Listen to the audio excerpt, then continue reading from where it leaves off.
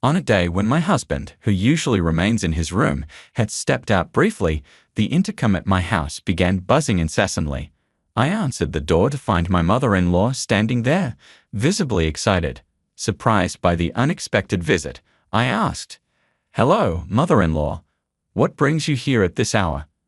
"First of all, you should answer the intercom promptly. Making me wait is quite impolite, don't you think?" "I apologize. I was caught up with some work." "Work? It's hard to believe you're doing anything substantial from home. I suspect you're just lounging around, aren't you?" "That's not the case at all. I am genuinely busy with my work." "I don't want to hear any excuses. You live a comfortable life here every day, benefiting from my son's high salary, and I find it unfair. My son and I plan to start a new chapter here, just the two of us. Please make arrangements to move out." With a self-satisfied grin, she pulled a piece of paper from an envelope and handed it to me. "Here, take a look," she said. The document was marked Divorce Papers, with my husband's section already completed. "Wait, are these divorce papers?" I asked, astonished. "Yes. He's come to realize he can't continue with you. So sign these and vacate the premises immediately." She looked triumphant, clearly anticipating my shock.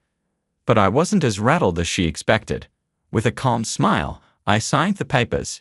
Internally, I found her misunderstanding amusing. She had no idea what was really going on. "My name is Nancy. I work from home as a freelance writer and editor, drawing on my past experience with a publishing company to sustain a steady income. During my time at the publishing company, late nights and weekend work were common, but the pay was excellent. Thanks to my salary, bonuses, and copyright-related rewards, I was able to save a significant amount.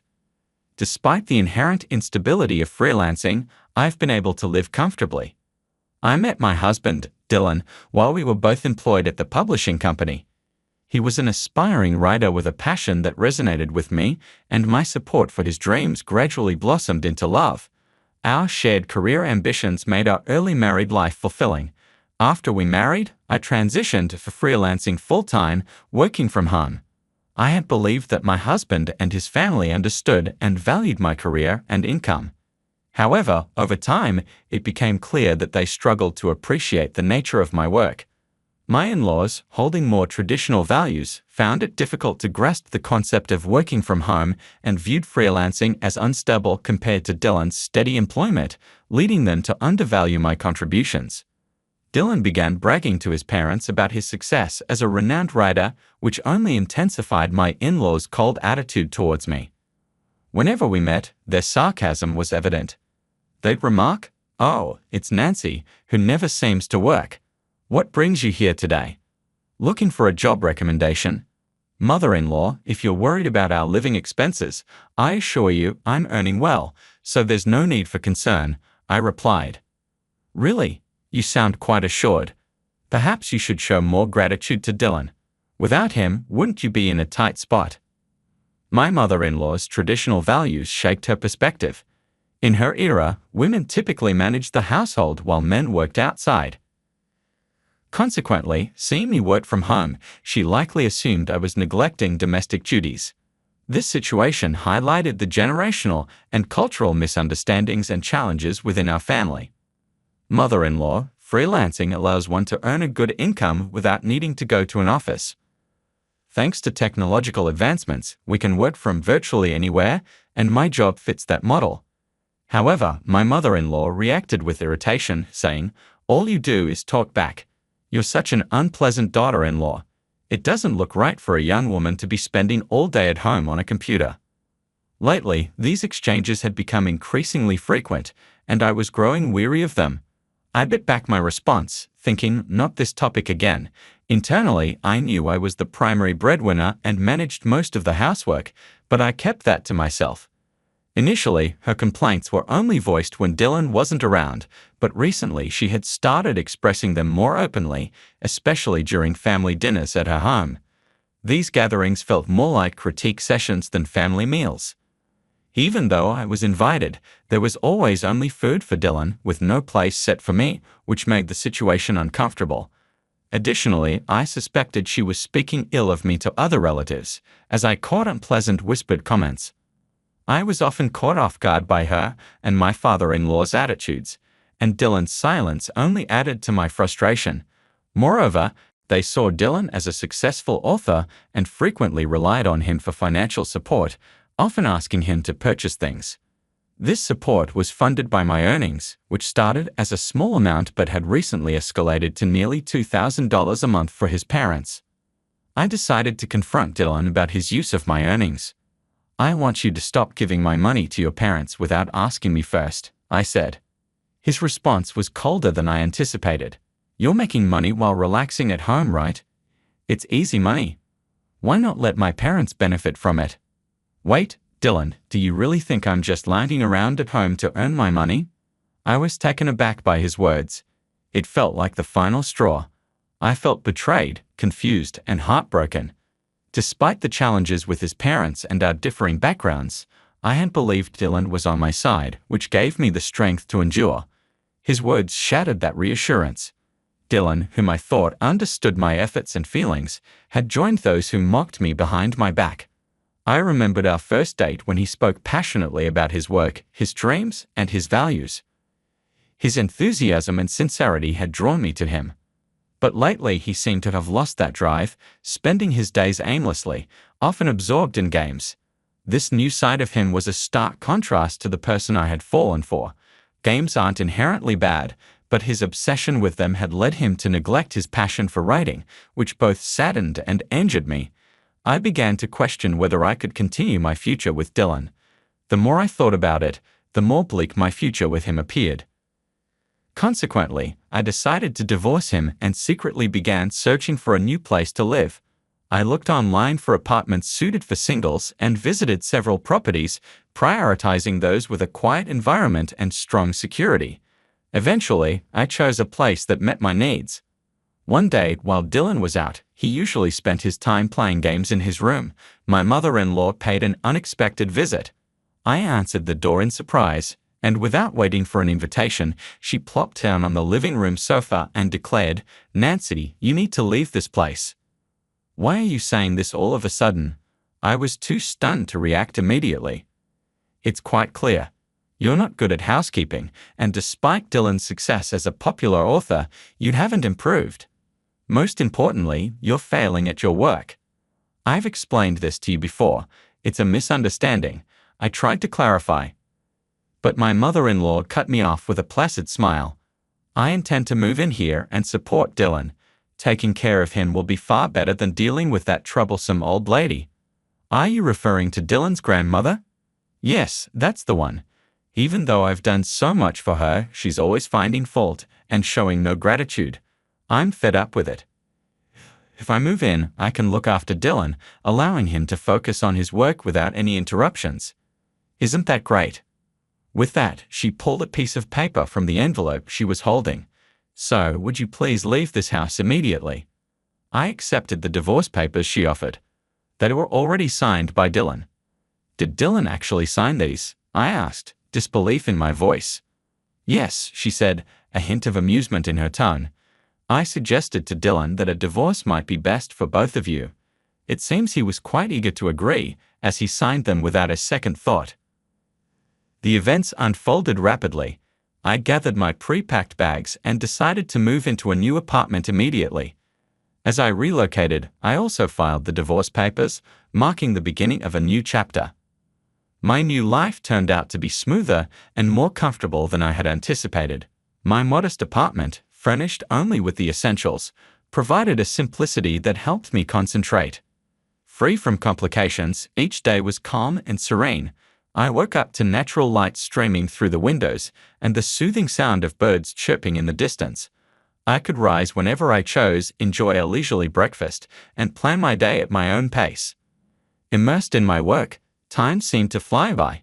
It was a relief not to worry about the expectations and scrutiny of Dylan and my in-laws, allowing me to work in peace and at my own rhythm. One day, as I was deeply focused on my work at my desk, my smartphone buzzed with a call from Dylan. After a moment of hesitation, I decided to answer. "Nancy, please come back right now." Dylan's voice was urgent and desperate. "Why the sudden request?" I asked, puzzled. To be honest, my parents discovered I wasn't as successful as I claimed to be. I'm under a lot of pressure now. They're even talking about moving in and relying on my earnings. I really need you to come back. I understand, but returning isn't so straightforward. You signed the divorce papers, remember? Yes, and so did I. We've both chosen separate paths now, so you'll need to handle your own problems. It's no longer my concern. His voice was tinged with a mix of desperation and sorrow, but I remained firm. We've gone our separate ways. I could hear him sigh heavily on the other end. I get it, but since the divorce, I've faced many difficulties and significant expenses. I need help with costs like care fees for our parents and compensations for the disruptions caused. Why are you bringing this up now? I asked, confused. Your decisions have messed up all my plans. How could you? Do you remember how you and your parents used to mock me when we were married? I didn't want to say this, but now you seem like an adversary. Your financial troubles are due to your own failures at work. Figure it out on your own. I'm tired of being your fallback. With that, I ended the call. Despite numerous attempts to reach me afterward, I blocked Dylan and changed my number. A few months later, I happened to pass by the location of his former house. Instead of the house, there was now an empty lot. A nearby resident filled me in on the recent turmoil, mentioning that the police had been called several times. The neighbor's words seemed to carry the weight of the situation. You must have had a tough time too. There must have been a lot of upheaval leading to the loss of his house. I stood there for a moment, reflecting on the past. The outcome seemed like a form of karma. Dylan's small deception had led to a consequence more dramatic than any fiction he might have written. From that point on, I resolved to live with honesty, sharing my feelings and thoughts openly without pretense. No matter how difficult things became, I understood the importance of truth and valuing genuine emotions. The inheritance letter trembled in my hands as I stared at the zeros trailing across the page. $5 million, the kind of money that could secure Connor's future, the specialized care and education he desperately needed. But I already knew what would happen next. The same thing that always happened when money entered our family's orbit. My name is Peyton, and I've spent the last 8 years watching my family live like royalty off my hard work, while feeding me empty promises about helping my son. Darling, you won't believe what just arrived. My mother Lucille's voice carried through the marble foyer of her unnecessarily massive house. The click of her Louboutins against the floor announced her approach before she appeared, perfectly coiffed as always. I quickly folded the letter and tucked it into my jacket pocket. Mum, we need to talk about Connor's therapy bills. She waved her hand dismissively. Oh, honey, not now. The caterers just called about Saturday's garden party, and I simply must have your opinion on the menu. She pulled out her phone, already scrolling through options. Mom, I'm serious. The specialized program costs. Peyton, please. You know we'll help with Connor when we can. But right now, your father and I have the club membership dues coming up, and Reagan's wedding shower to plan. She trailed off, distracted by something on her screen. I bit back the bitter taste in my mouth. The same club membership they'd been paying with my borrowed money for the past 3 years. The same promises they'd been making since Connor's diagnosis at age 3.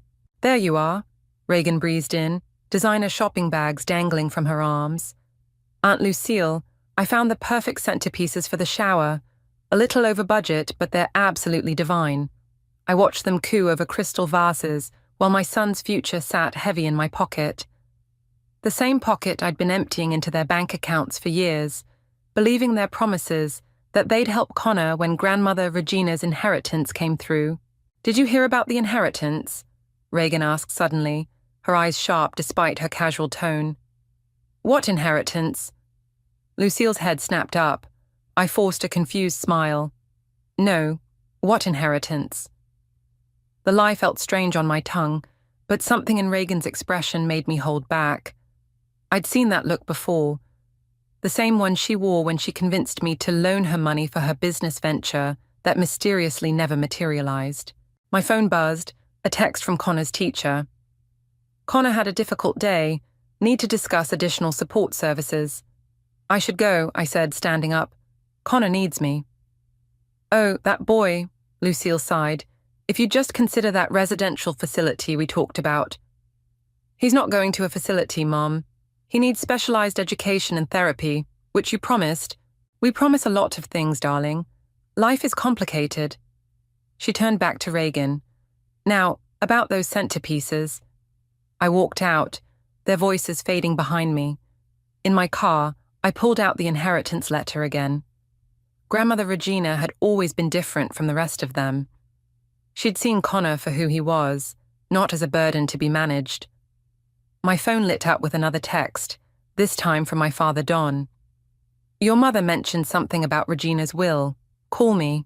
I started the car, my decision crystallizing with each turn of the wheel. 8 years I'd watched them spend my money on parties and luxuries while my son struggled. 8 years of broken promises and dismissive waves. At a red light, I pulled out my phone and called Angela, my aunt who'd always stood slightly apart from the family's extravagance. I got the letter, I said when she answered. I know. Her voice was quiet. They're already planning how to spend it. Not this time. My hands tightened on the steering wheel. I'm done watching them take everything while giving nothing back. Be careful, Peyton. You know how they get when money's involved. That's exactly why I'm done playing nice. I caught sight of my reflection in the rearview mirror and barely recognized the determination in my own eyes. They want to talk about inheritance. Let's talk about inheritance. But this time, we're playing by my rules. As I pulled into Connor's school parking lot, I saw him waiting with his teacher, flapping his hands in that familiar way that meant he was overwhelmed. My beautiful, brilliant boy, who deserved so much more than empty promises and conditional love. Game on, I whispered, tucking the letter back into my pocket. The time for family loyalty was over. Now it was time for justice. The next morning, I arrived early at my parents' house, following the familiar sound of voices to their sun-drenched kitchen. I paused outside the door when I heard my name. Peyton's always been difficult, my mother was saying, especially since Connor. I mean, we love the boy, but she refuses to be practical about his situation. Have you seen the cost of those special schools she keeps talking about? Reagan's voice dripped with false concern. It would drain the inheritance in no time. I pressed myself against the wall, my heart hammering. They didn't know I was there yet. Regina always had a soft spot for her, my father added, but we can't let Peyton waste millions on, well, on my son. I stepped into the kitchen, making them all jump. Please finish that sentence, Dad. The silence was deafening. My mother recovered first, smoothing her silk blouse. Darling, we were just discussing. I heard exactly what you were discussing. I pulled out the inheritance letter and slapped it on the marble counter. And now we're going to discuss this. Reagan's eyes widened, darting between me and the letter. My mother snatched it up, her perfectly manicured nails crinkling the paper. 5 million, she breathed, then quickly composed herself. Well, of course, your grandmother meant this for the whole family. We'll need to discuss the most responsible way to... No. The word came out sharp enough to make her flinch. We won't, because there's nothing to discuss. The letter is addressed to me. But surely you understand, Reagan leaned forward, her voice honey-sweet, that Aunt Regina would want us to use this wisely. Those special needs programs you're looking at, they're so experimental, so uncertain. My phone buzzed. A video message from Connor's morning aide, my son beaming as he successfully completed his morning routine independently for the first time. The contrast between his pure joy and this room full of vipers made my chest ache. Uncertain? I held up my phone, playing the video. Look at him. Look at what he can do with just a little support. The support you all promised to help provide. Peyton, my father stepped forward. Be reasonable. We're family. Family? I laughed, and the sound was bitter even to my own ears.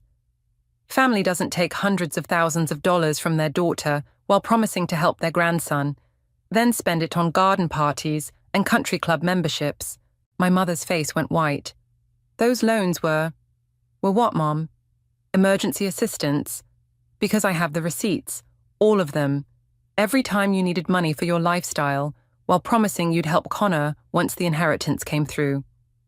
You're being dramatic, Reagan cut in. We all help each other. Really? I pulled out my phone again, opening my banking app. Should we go through the transfers?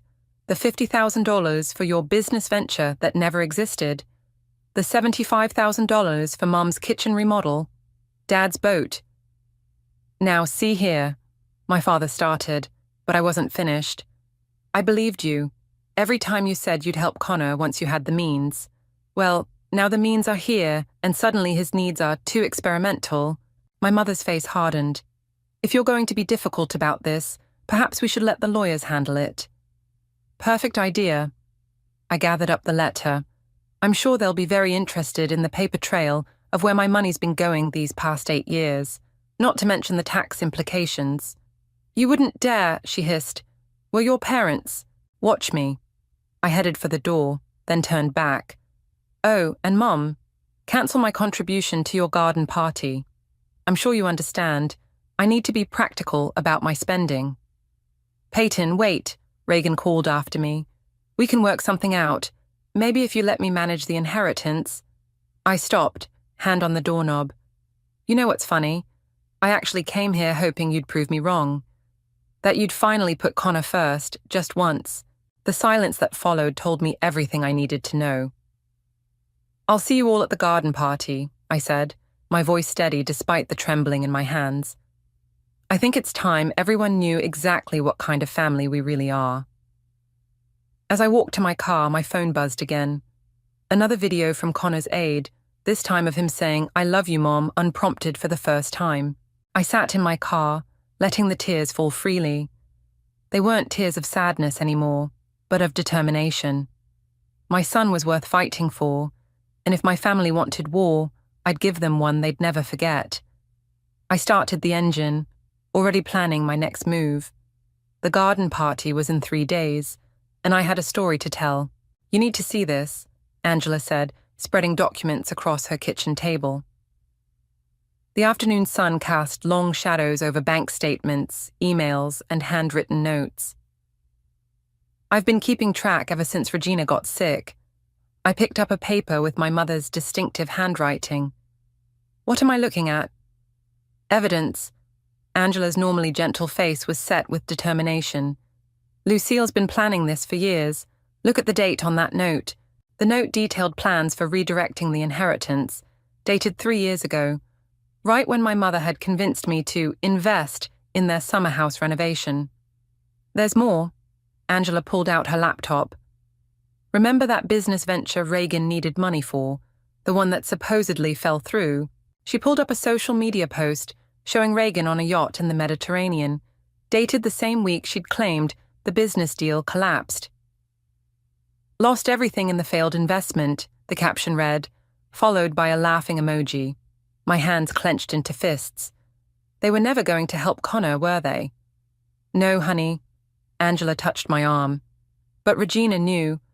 Why do you think she left everything directly to you? A knock at the door made us both jump. Angela peered through the peephole, then quickly opened it. Get in here, quick. Reagan slipped inside, looking uncharacteristically disheveled. Peyton, thank God you're here. You have to help me. I stood up, gathering the papers. I think you've got that backwards. No, listen. She grabbed my arm.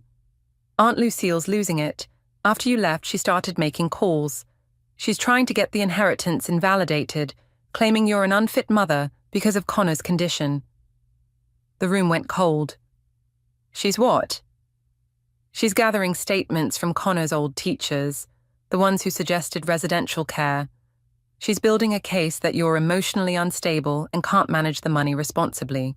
Angela cursed under her breath. That sounds like Lucille. Why are you telling me this? I studied Reagan's face. Why now? Because... Reagan's eyes filled with tears. Because I saw Connor's video, the one from this morning, and I remembered when we were kids how Regina always said family meant protecting each other, not using each other. I wanted to believe her, but 8 years of betrayal made it hard. Prove it. She pulled out her phone, hands shaking. I recorded Mom and Aunt Lucille talking about their plans, about all of it, the money they took from you, the lies about helping Connor, everything. The recording played, my mother's voice crystal clear. Once we get control of the inheritance, we'll put that boy somewhere he can get proper care, and Peyton can finally stop this ridiculous crusade. My father's voice, but the money she loaned us, we'll call them gifts, my mother replied. She has no proof otherwise. Who would believe her over us? I stopped the recording, feeling sick. When was this? An hour ago. Reagan looked at her feet. I'm sorry, Peyton. I knew what they were doing was wrong, but I never thought they'd go this far. Angela was already at her desk, pulling out more files. I have copies of every transfer, every promise they made in writing. They can't fight this. They can try. I sat down heavily. And they might win. You know how influential they are in this town. Not for long. Reagan's voice had hardened. The garden party on Saturday. Everyone who matters will be there, including Judge Martinez, who handles family court cases. I looked up sharply. What are you suggesting? I'm suggesting, she smiled grimly, that it's time for the truth to come out. All of it. In front of everyone who's ever believed my mother's lies. Angela nodded slowly. Regina would have wanted that. She always said the truth has a way of setting things right. My phone buzzed. Connor's afternoon therapist sending his daily progress report. My beautiful boy was thriving, growing, proving everyone wrong who'd ever underestimated him. Okay, I said, standing up, but if we do this, we do it my way. No more games, no more schemes. Just the plain, ugly truth. I have something else you should see, Angela said, pulling out one final envelope. Regina left this with me before she died. She said to give it to you when you were ready to stand up to them. Inside was a letter, and as I read it, tears blurred my vision. It was everything. Every manipulation, every lie, every broken promise, documented in my grandmother's careful hand. Saturday, I said, folding the letter carefully. We'll let them have their perfect garden party. And then we'll show everyone exactly who they really are. Reagan picked up her phone. I'll make sure the right people are there. And I'll bring the receipts, Angela added.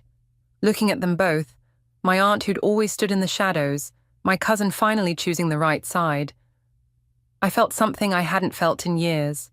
Hope. The war was just beginning, but for the first time, I wasn't fighting alone. The day before the garden party, I walked into my parents' house unannounced, clutching a folder of documents. My mother was directing staff setting up for tomorrow's event, her voice sharp with irritation. The roses go on the left, not the... Peyton. She froze mid-gesture. What are you doing here?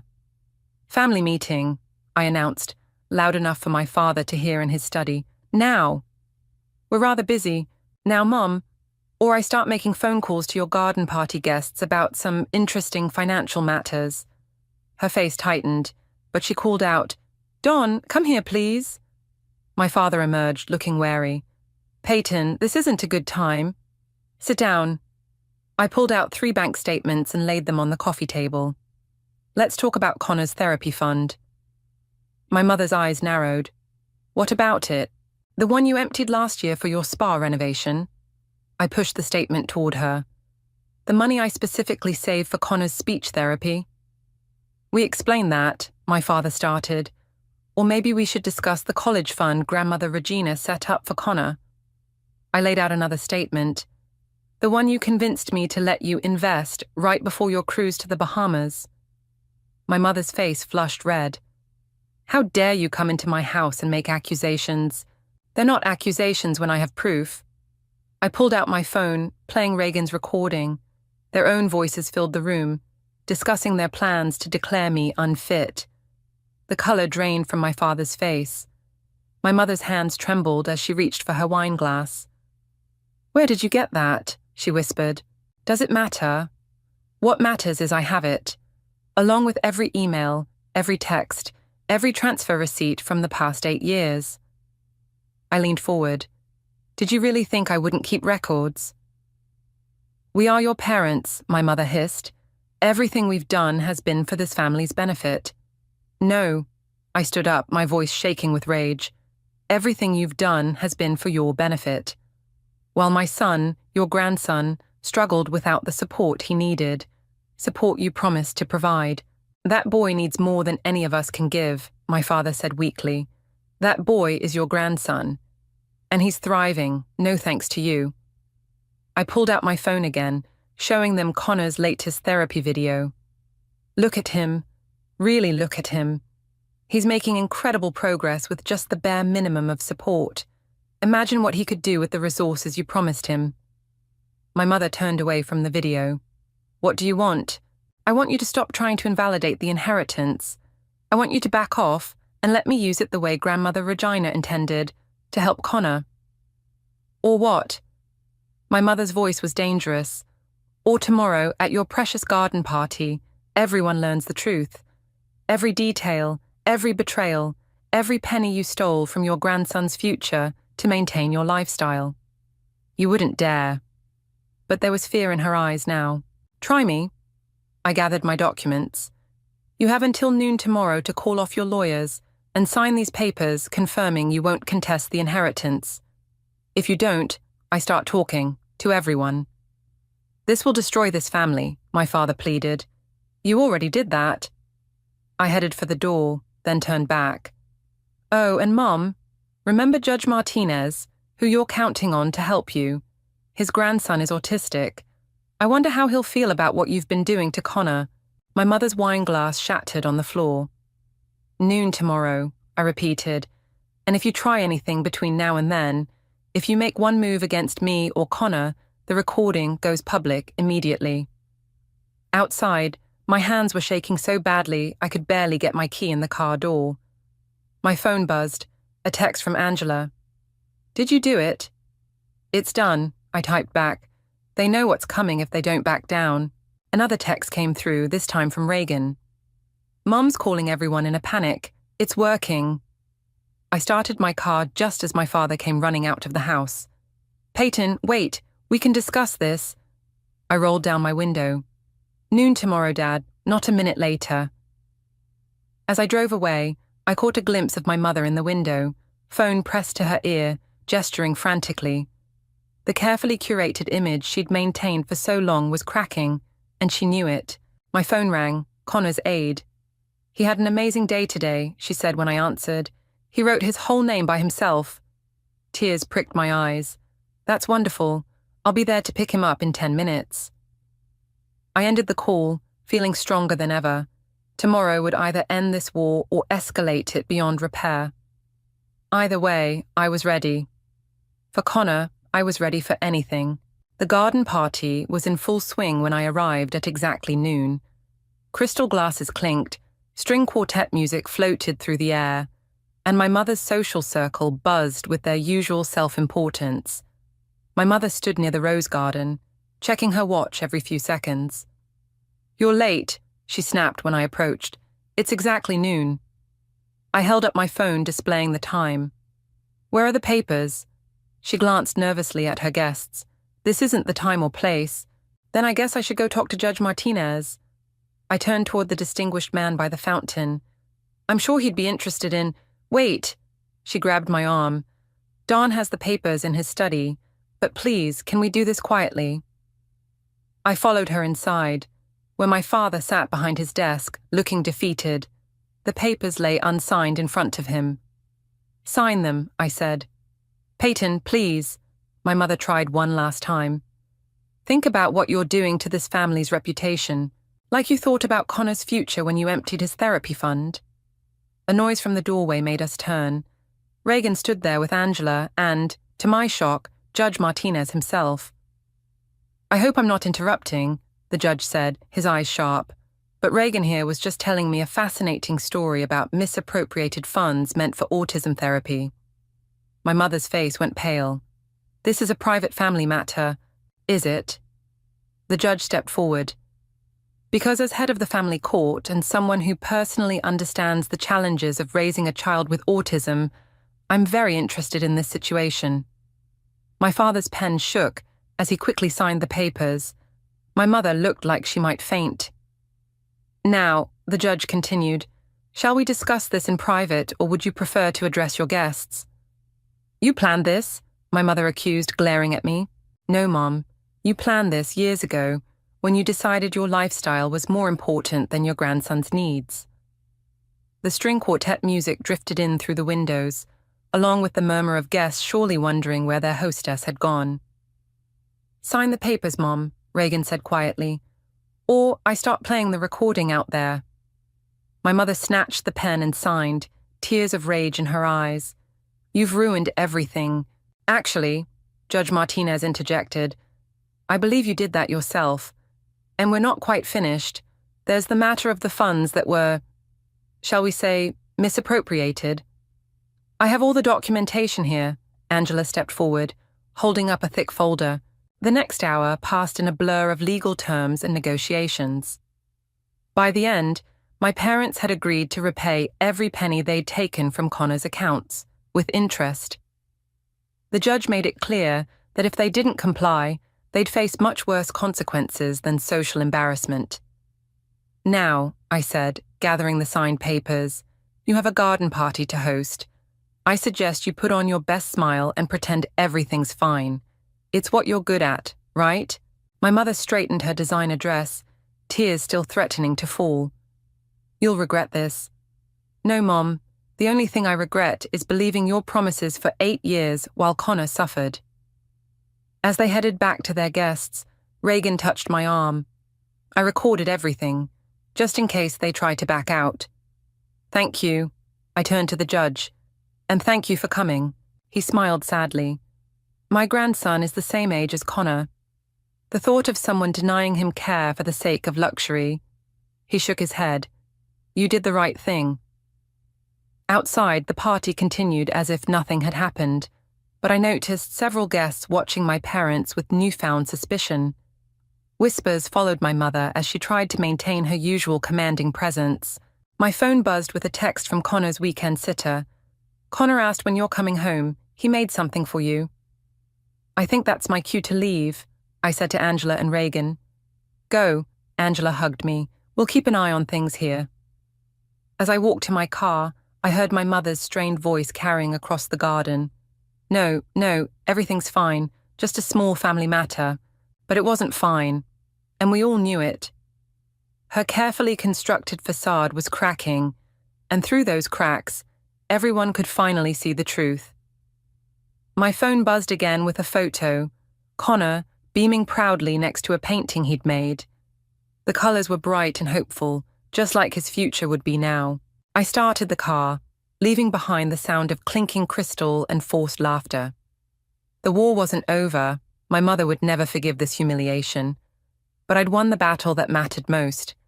Connor would get everything he needed, and no amount of garden parties could cover up the truth anymore. A week after the garden party, I sat across from my mother's lawyer in his plush office, watching him squirm as he read through the documents Angela had compiled. Mrs. Craig, he cleared his throat, I must advise you to drop this matter immediately. Excuse me. My mother's perfectly composed facade cracked slightly. These records, he spread out the papers. Bank transfers, emails, recorded conversations. The evidence is overwhelming. If this goes to court, you'll lose everything. But the inheritance is ironclad, he cut her off, and attempting to challenge it now would only expose your previous financial activities to legal scrutiny.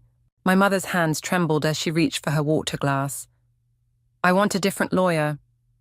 You can try, he said, standing up, but any competent attorney will tell you the same thing. I'm withdrawing from this case. He turned to me. Ms. Craig, I apologize for any distress this has caused you and your son. After he left, my mother sat in stunned silence. For the first time in my life, I saw her looking truly defeated. It's over, Mum, I said quietly. Just let it go. Let it go? She laughed bitterly. Do you know what people are saying about us? The calls I'm getting. The club is reviewing our membership. Maybe you should have thought about that before. A knock interrupted us. Reagan poked her head in. Sorry, but you need to see this. She held up her phone, showing a social media post from one of my mother's closest friends. heartbroken to learn how the Craig family treated their own grandson. As a grandmother myself, I cannot stand by silently. "It's going viral," Reagan said. "Everyone's sharing it." My mother grabbed her phone, frantically scrolling. Her face went ashen. They're talking about the truth," I finished for her. "That's what happens when it finally comes out." Her phone started ringing, the country club president's name flashing on the screen. She declined the call with shaking fingers. "What do you want?" she whispered. "Money? Public apology? What will make this stop?" "I want what I've always wanted," I said. "I want you to acknowledge what you did to Connor. I want you to make it right." "How?" "Start by repaying everything you took. Then, maybe consider actually being a grandmother to him."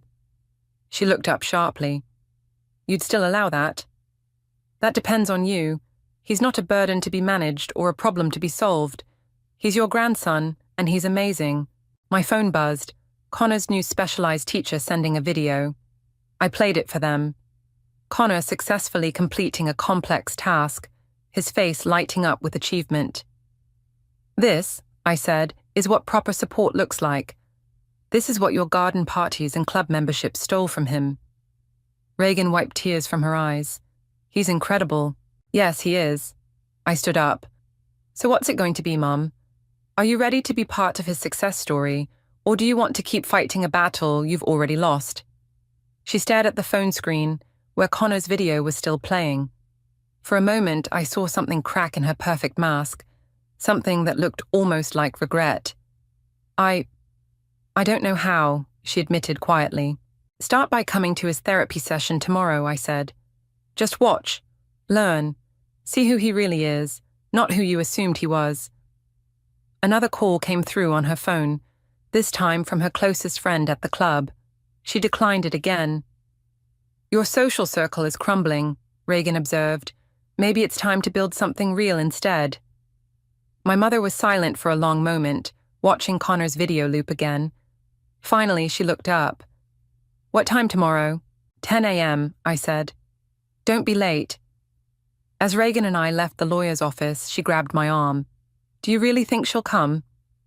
"I don't know," I admitted, but for the first time she's facing real consequences. Sometimes that's what it takes to change. My phone buzzed with a text from Angela. "Don just called. He wants to know if he can come to Connor's therapy too." I showed Reagan the message. She smiled. "Maybe there's hope after all." "Maybe," I agreed, "but this time, they have to earn it." Walking to my car, I felt lighter than I had in years. The war wasn't over, but the battlefield had shifted. Now, instead of fighting against my family, maybe, just maybe, we could start fighting for Connor together. But first, they had to prove they deserved the chance. At exactly 9:55 a.m., my parents' luxury SUV pulled into the therapy center's parking lot. I watched from the window as my mother checked her reflection, then actually wiped her eyes before stepping out. "They came," Connor's therapist Sarah whispered beside me. "Are you ready for this?" "No," I admitted, "but Connor is." My son sat at his therapy table, arranging his cards with focused determination. He'd made so much progress in just the few weeks since I'd secured the inheritance and started his intensive program. The door chimed. My parents entered, looking completely out of place in their designer clothes. "Hi, buddy," my father said awkwardly. Connor continued arranging his cards, not looking up. "He needs time to process new people in his space," Sarah explained gently. "Why don't you sit and observe?" My mother perched on the edge of her chair like she was afraid it might bite her. What is he doing?" "Creating a visual schedule," I explained. "It helps him understand and prepare for his day." "Done," Connor announced proudly, looking up. His eyes landed on my parents and he tilted his head. "Grandma?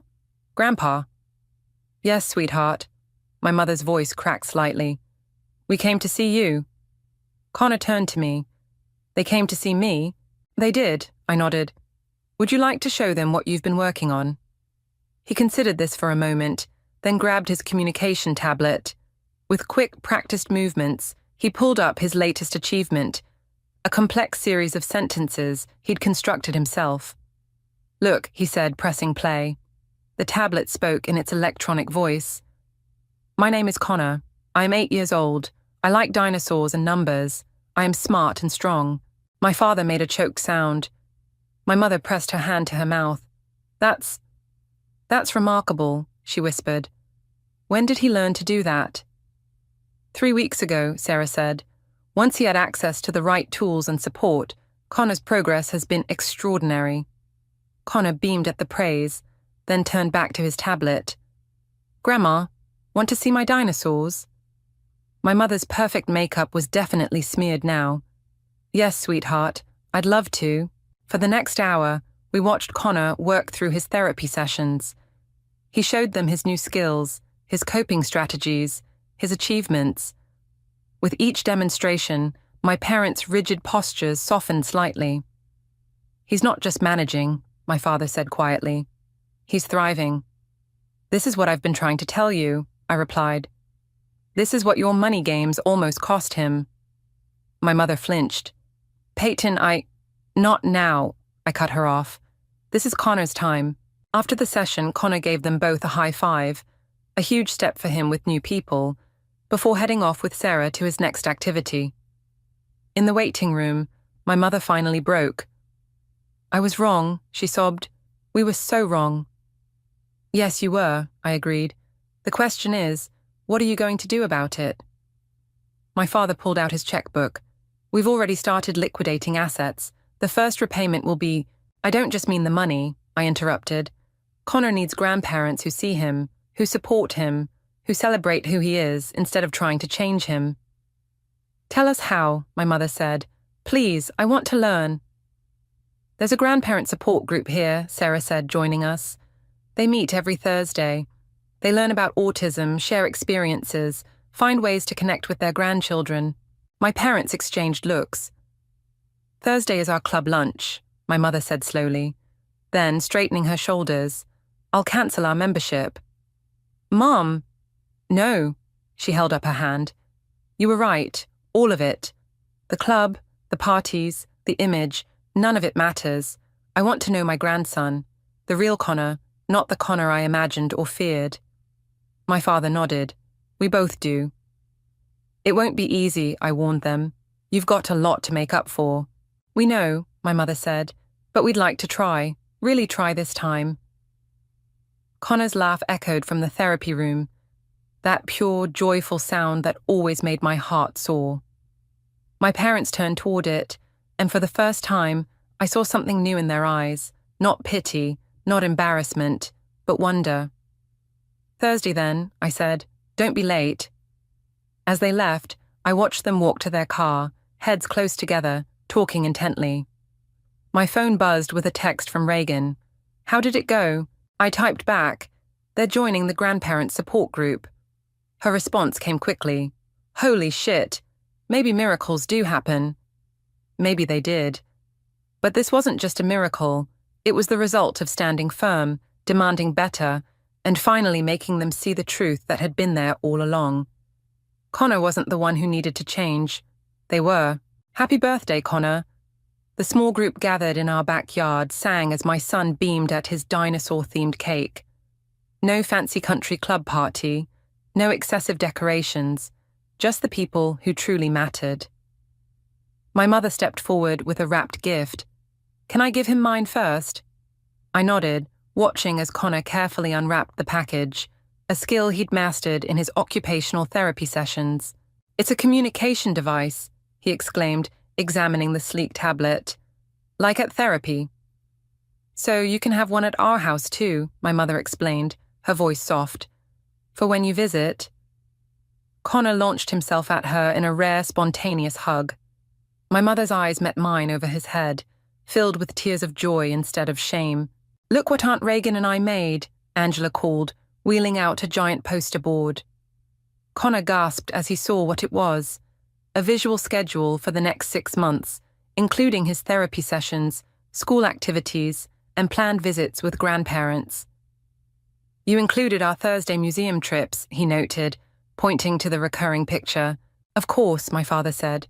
"We wouldn't miss those." He'd been taking Connor to the Natural History Museum every Thursday after his support group meetings, learning to connect with his grandson through their shared love of dinosaurs.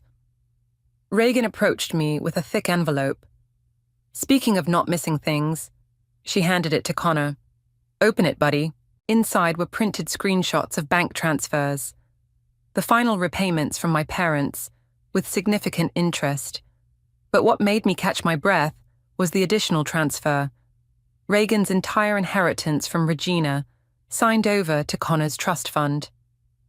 "I don't need it," she said quietly. "He does, and it's what Regina would have wanted." "Reagan, I can't." "Yes, you can. Consider it 8 years of aunt duties I need to make up for." A squeal of delight interrupted us. Connor had discovered the small swimming pool we'd installed for his water therapy sessions. "Can I try it now?" he asked, using his new tablet to form the question perfectly. "After cake," I promised. "Remember our schedule?" He nodded seriously, pointing to the timeline we'd created. "Cake first, then swimming, following the plan."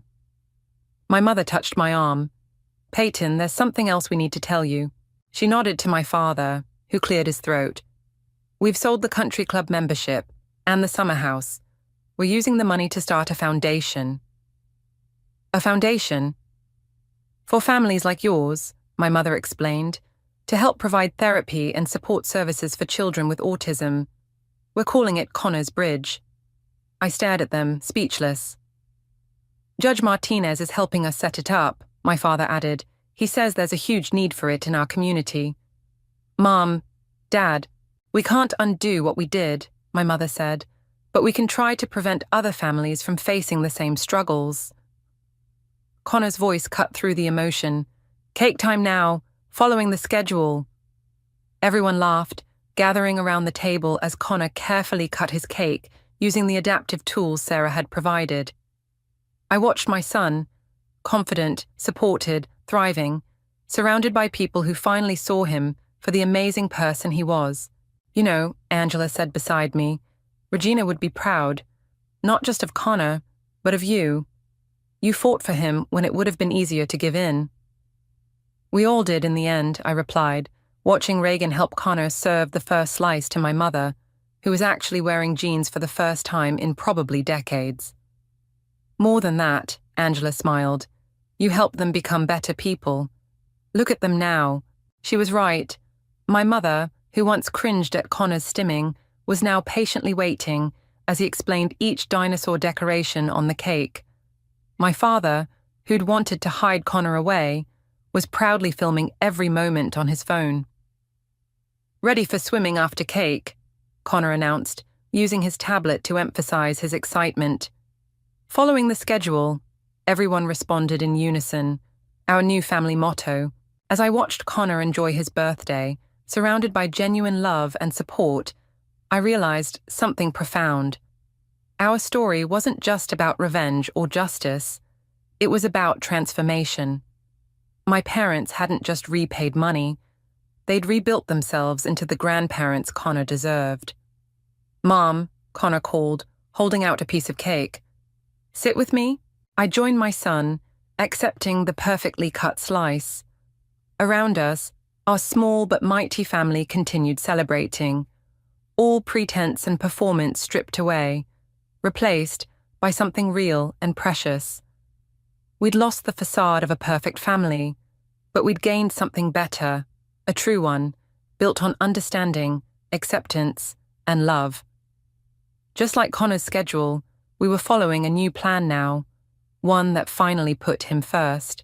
The invitation sat on my desk like a ticking bomb, its cream-colored envelope mocking me with elegant gold lettering. Celebrating Beckett's recovery.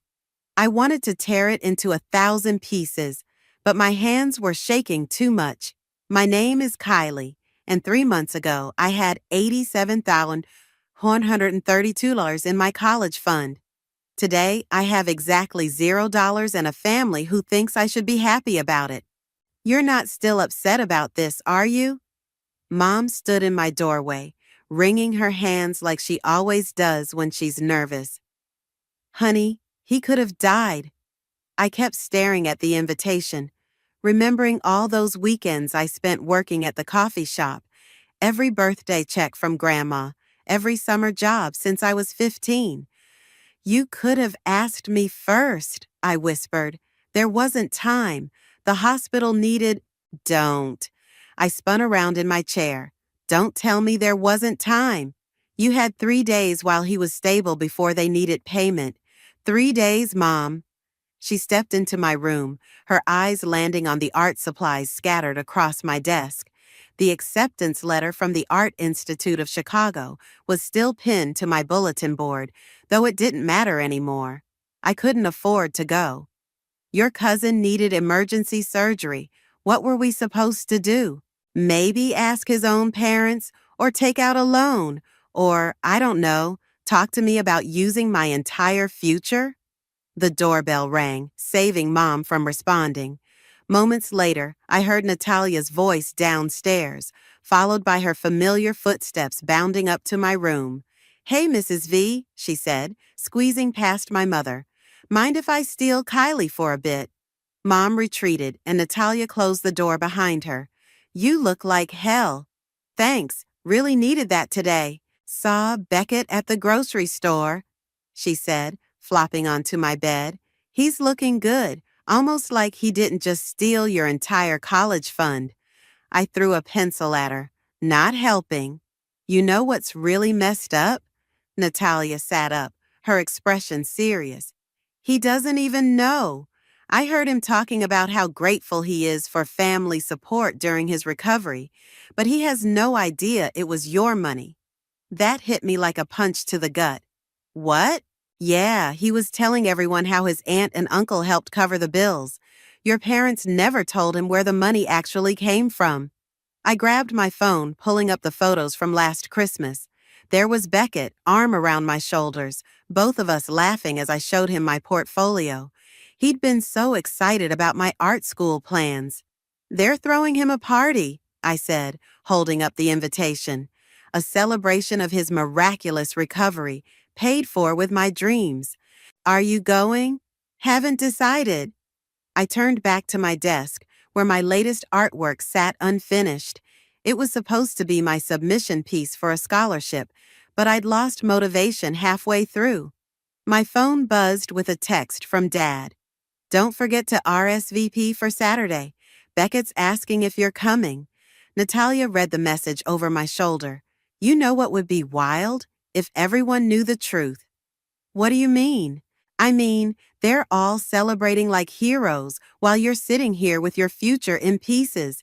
Maybe it's time people knew what really happened." I thought about Beckett's girlfriend, Zaylee, posting those thankful messages about family support, about my relatives sharing prayer circle updates during his recovery, about my parents accepting praise for their generosity. "I couldn't," I said, but even as the words left my mouth, something shifted inside me. "Why not? You're an artist, right? Words can be art, too. Tell your story. Make them feel what you're feeling." My hand moved to my laptop, opening a blank document. The cursor blinked at me, waiting. "It would destroy them," I said quietly. "They destroyed your dreams first." Natalia picked up the invitation, turning it over in her hands. "Sometimes the truth hurts." I started typing, the words flowing faster than I could think them through. "Dear family, you're all gathering this Saturday to celebrate a miracle, but there's something you should know about the price of that miracle." "Holy shit," Natalia breathed, reading over my shoulder. "Are you really going to do this?" I paused, my fingers hovering over the keyboard. The party was in 3 days. Everyone would be there. Aunts, uncles, cousins, family friends. All of them ready to celebrate while my college acceptance letter gathered dust. "Maybe it's time for my own miracle," I said, and kept typing. The cursor blinked, waiting for more words, more truth. Outside my window, the sun was setting, painting my room in shades of gold, the same color as that damn invitation. I looked at my art supplies, at my empty bank account statement, at the family photos on my wall. Sometimes karma needs a little push. The smell of Mom's enchiladas usually made everything better, but tonight it just turned my stomach. I pushed the food around my plate, watching my parents exchange worried glances across the dining table. "I talked to the community college today," Dad said, breaking the silence. "They have some great art programs and—" "Stop!" I set my fork down with a clank. "Just stop!" "Kylie, we're trying to help," Mom pleaded. "There are other options." "Other options?" I laughed, but it came out harsh and bitter. "Like what? Starting over from zero while watching Beckett celebrate his recovery with my money?" Dad's face reddened. "That's not fair. He's family." "And what am I?" I stood up, my chair scraping against the floor. "Because last time I checked, I was your daughter. But I guess that means less than being the cool aunt and uncle who saved the day." "Sit down." Dad's voice hardened. "We're not done discussing this." "Oh, now you want to discuss things? That's rich." I pulled out my phone, showing them the latest Facebook post from Aunt Maria. "Look at this. So grateful for my amazing brother and sister-in-law who helped save my son. The comments are full of people calling you saints." Mom reached for my hand, but I pulled away. "Honey, please understand." "Did you even consider telling them the truth?" I demanded. "Or were you too busy enjoying all the praise?" "It wasn't like that," Dad protested. "We were protecting you." "Protecting me? From what?" "From the family thinking you're selfish." The words burst from Mom like she'd been holding them back for weeks.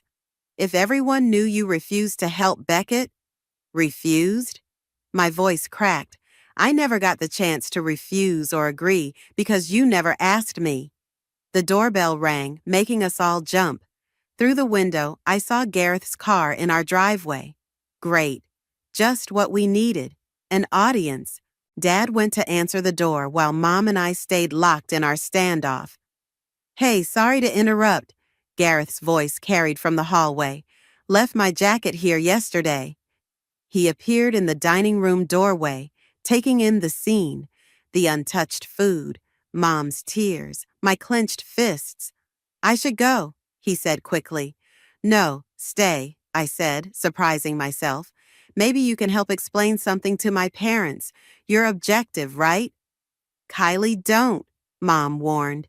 "If someone took your life savings without asking," I pressed on, "and then expected you to celebrate with them, would you just smile and pretend everything's fine?" Gareth looked uncomfortable, but he didn't back down. "Actually, I heard about what happened. From Zaylee." That stopped me cold. "What?"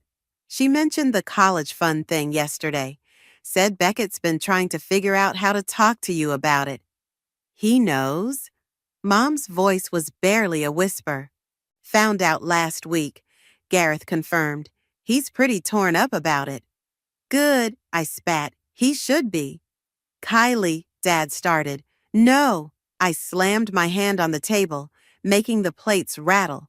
"You don't get to make me feel guilty about this. You're the ones who should feel guilty. You stole my future and gave it to someone else without even telling them where it came from." "We didn't steal," Mom began. "What would you call it then?"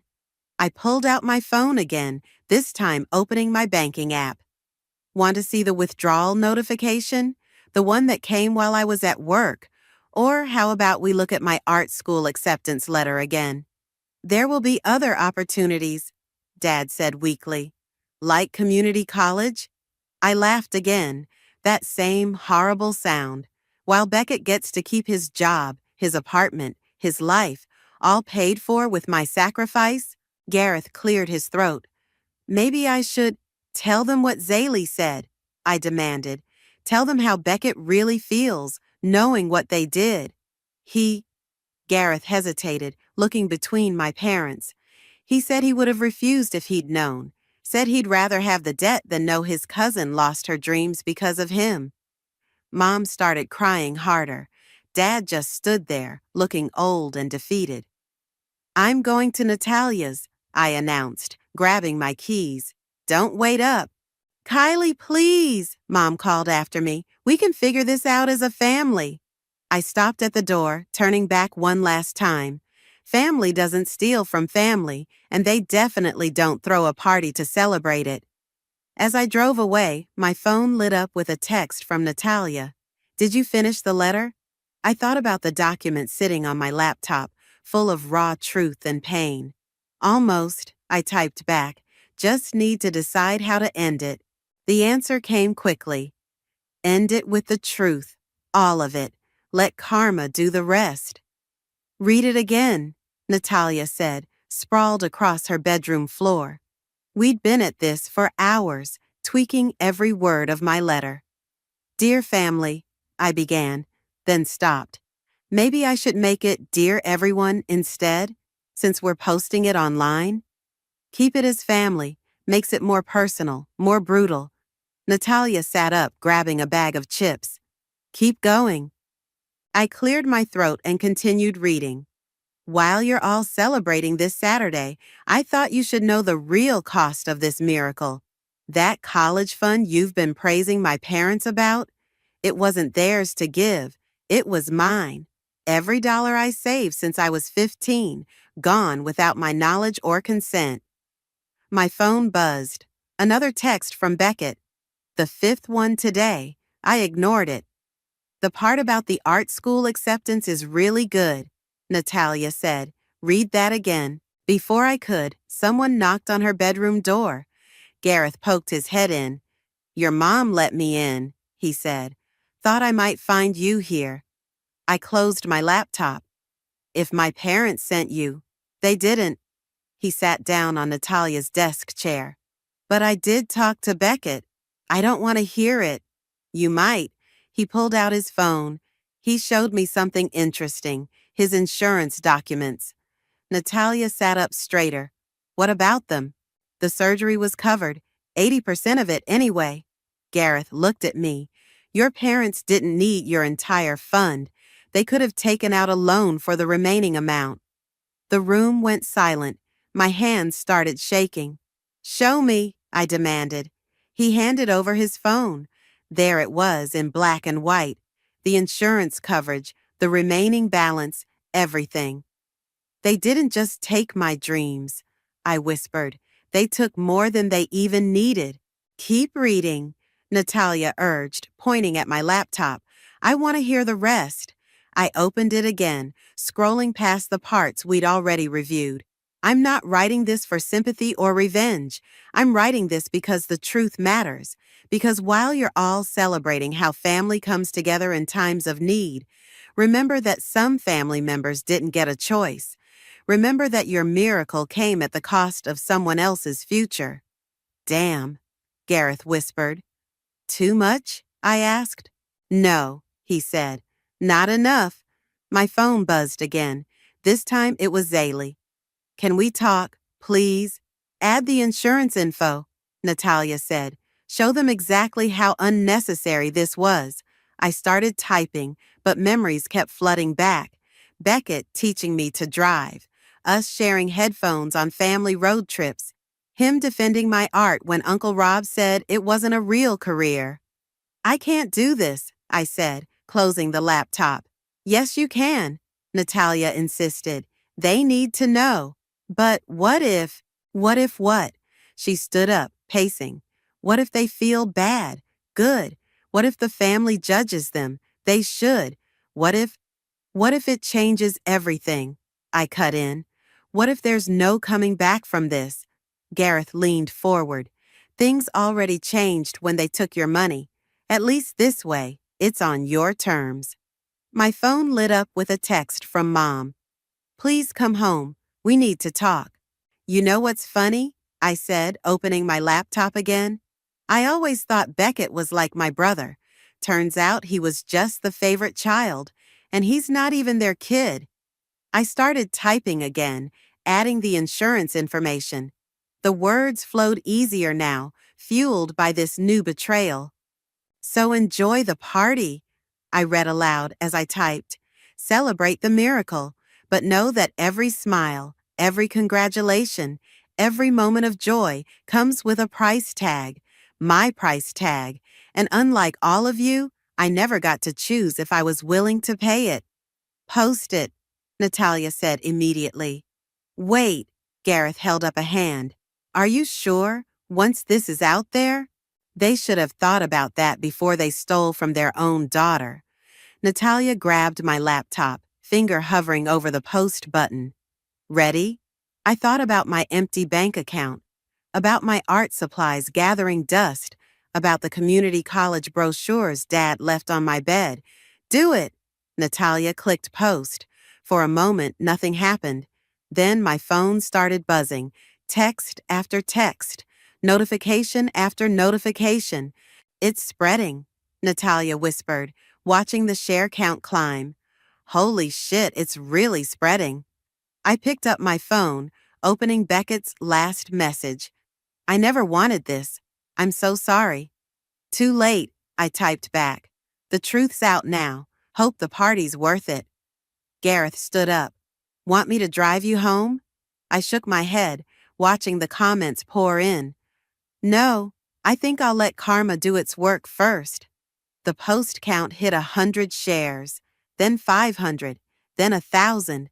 The truth was finally out there, and there was no taking it back now. I hadn't expected the art community to be the ones who cared the most. But here I was, staring at my inbox flooded with messages from artists, gallery owners, and even a few professors from the Art Institute of Chicago. Look at this one, Natalia said, scrolling through my phone. As a gallery owner, I'm appalled by your story. Art shouldn't be sacrificed for family politics. DM me. We should talk about showcasing your work. My laptop pinged with another email notification.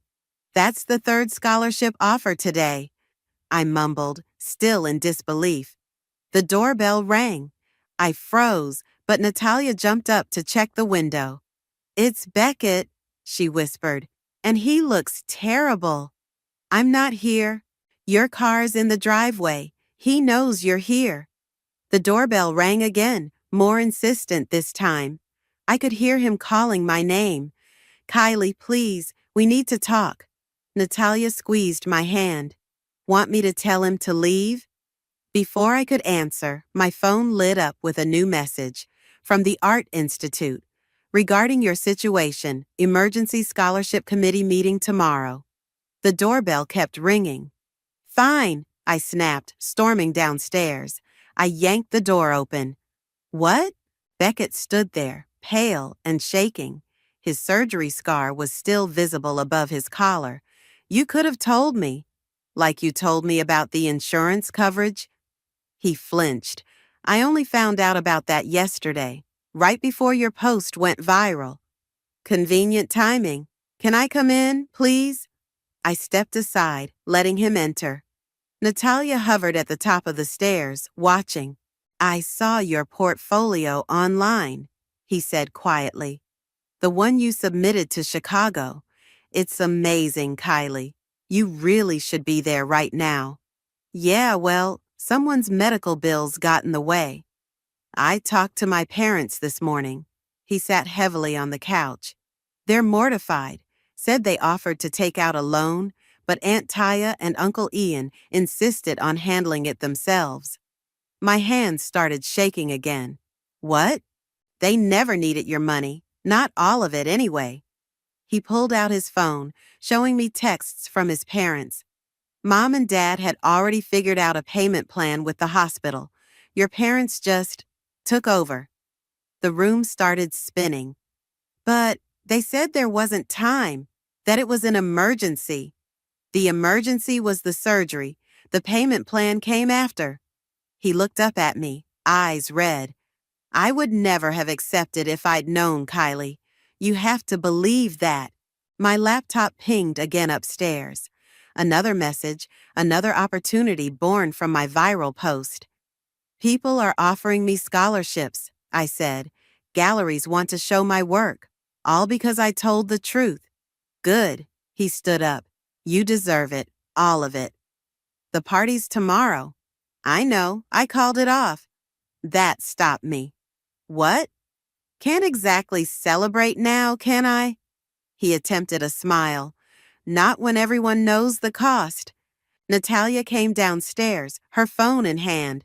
Kylie, you need to see this. Your post just got shared by that famous artist you follow, the one with millions of followers. My phone started buzzing non-stop. Messages, comments, shares. I have to go, Beckett said. But Kylie, I really am sorry, and I'm going to make this right. How? I don't know yet, but I will. He headed for the door, then paused. Check your email in an hour. My girlfriend's sister works for an art scholarship foundation. She wants to help. After he left, Natalia and I sat in silence, watching the notifications pour in. Holy shit, she finally said. Your revenge just turned into your big break. My phone rang, Mom calling for the 20th time today. I declined it. What are you going to do about tomorrow? Natalia asked. The party might be canceled, but people will still talk. Let them talk. I opened my laptop, clicking on the latest scholarship email. I'm done being the family secret. Your parents made their choice.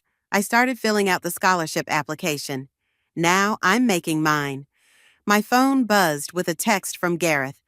Just saw your story on the news.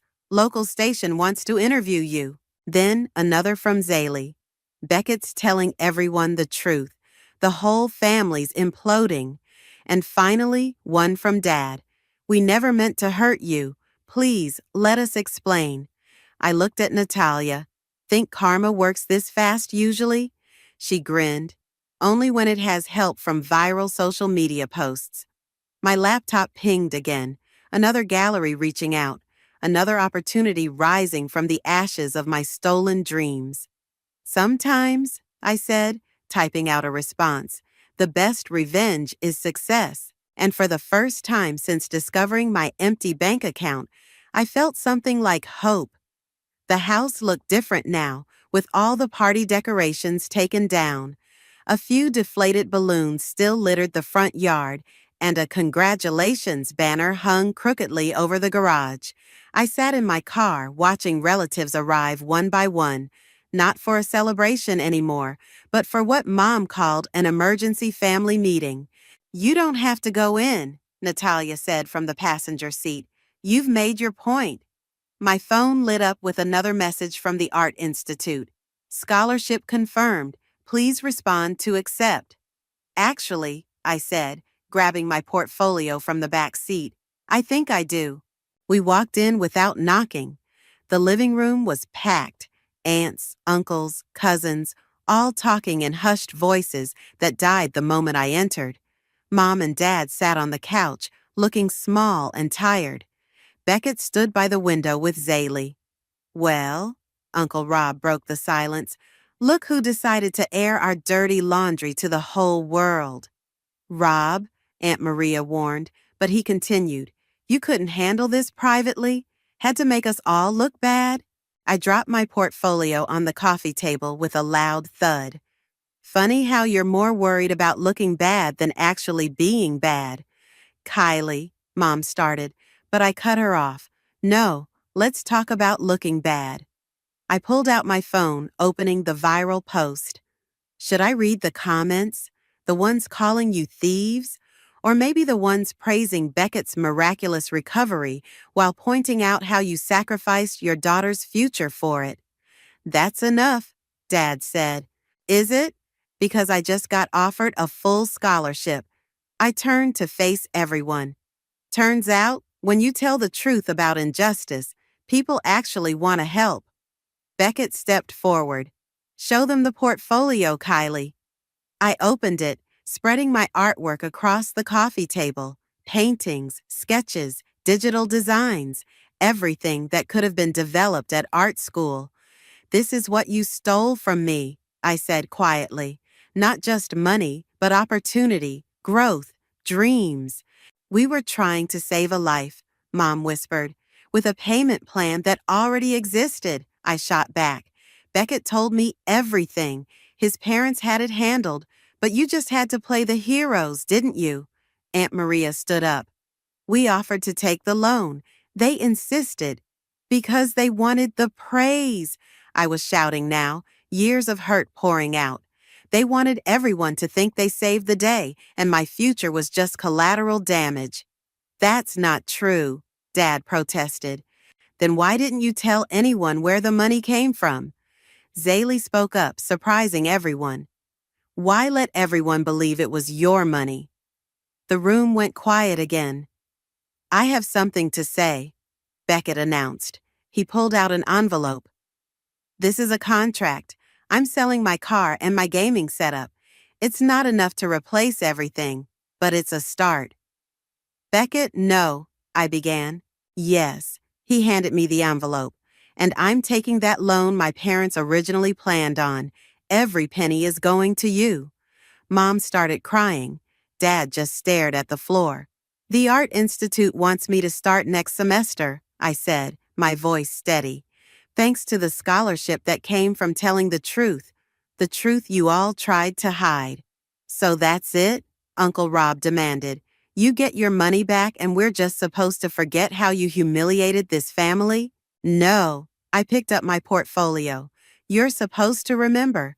Remember that actions have consequences.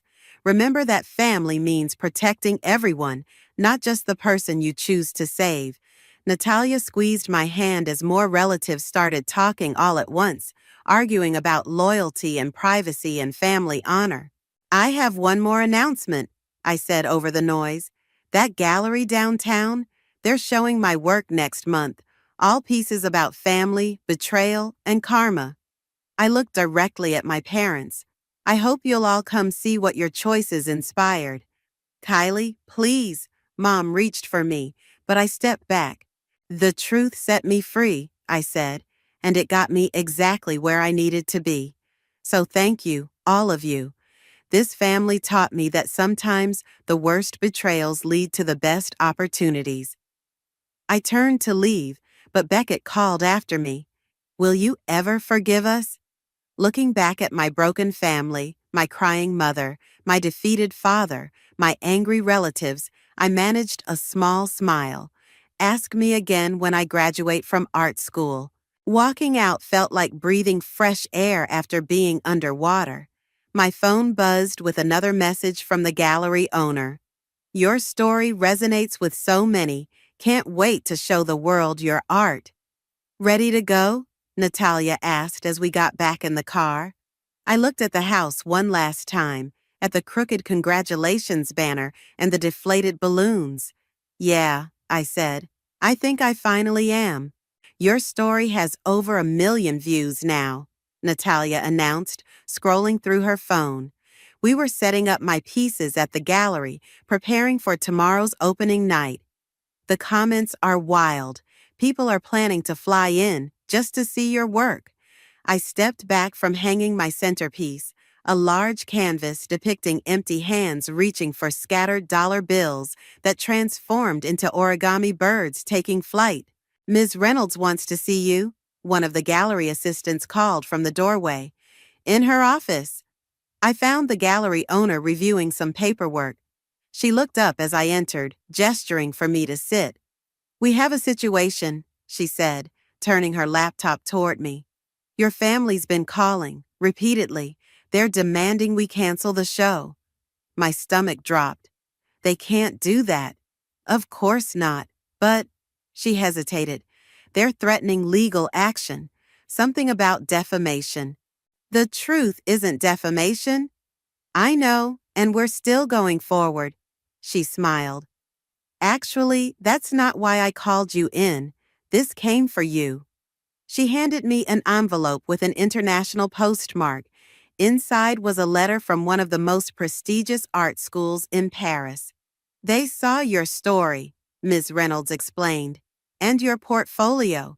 They're offering you a spot in their program, full scholarship, including living expenses. My hands started shaking. Paris?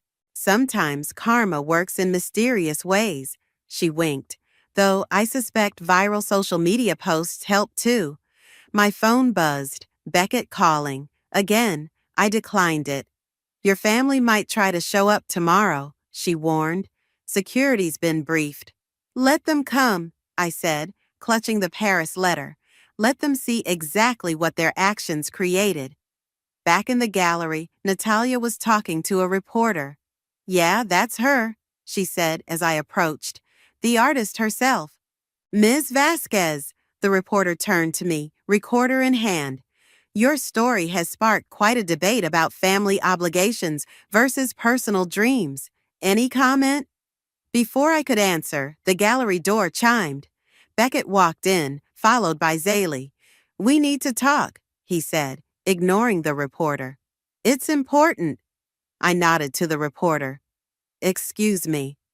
We moved to a quiet corner, where my smallest piece hung, a simple sketch of a broken piggy bank with tears instead of coins spilling out. Mom and Dad are falling apart, Beckett said quietly. The whole family is taking sides. Some are calling them thieves, others are calling you ungrateful. It's getting ugly. Not my problem.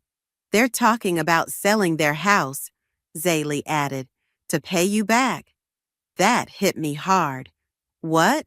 Your post didn't just go viral in the art world, Beckett explained. Local businesses are boycotting Dad's company. Mom's preschool lost students. Their reputation is destroyed. They destroyed my future first, I snapped, but my voice wavered. I know, but... He pulled out his phone, showing me a local news article. Is this what you wanted? The headline read, Local family faces community backlash after daughter's viral post exposes financial betrayal. I wanted the truth to come out, I said. Well, it's out, and it's doing more damage than anyone expected. He looked around at my artwork. You're getting everything you wanted, scholarships, gallery shows, opportunities. Maybe it's time to what? Forgive and forget? To show mercy, Zaley said softly, before there's nothing left to save. My phone buzzed again, Ms. Reynolds texting about tomorrow's opening.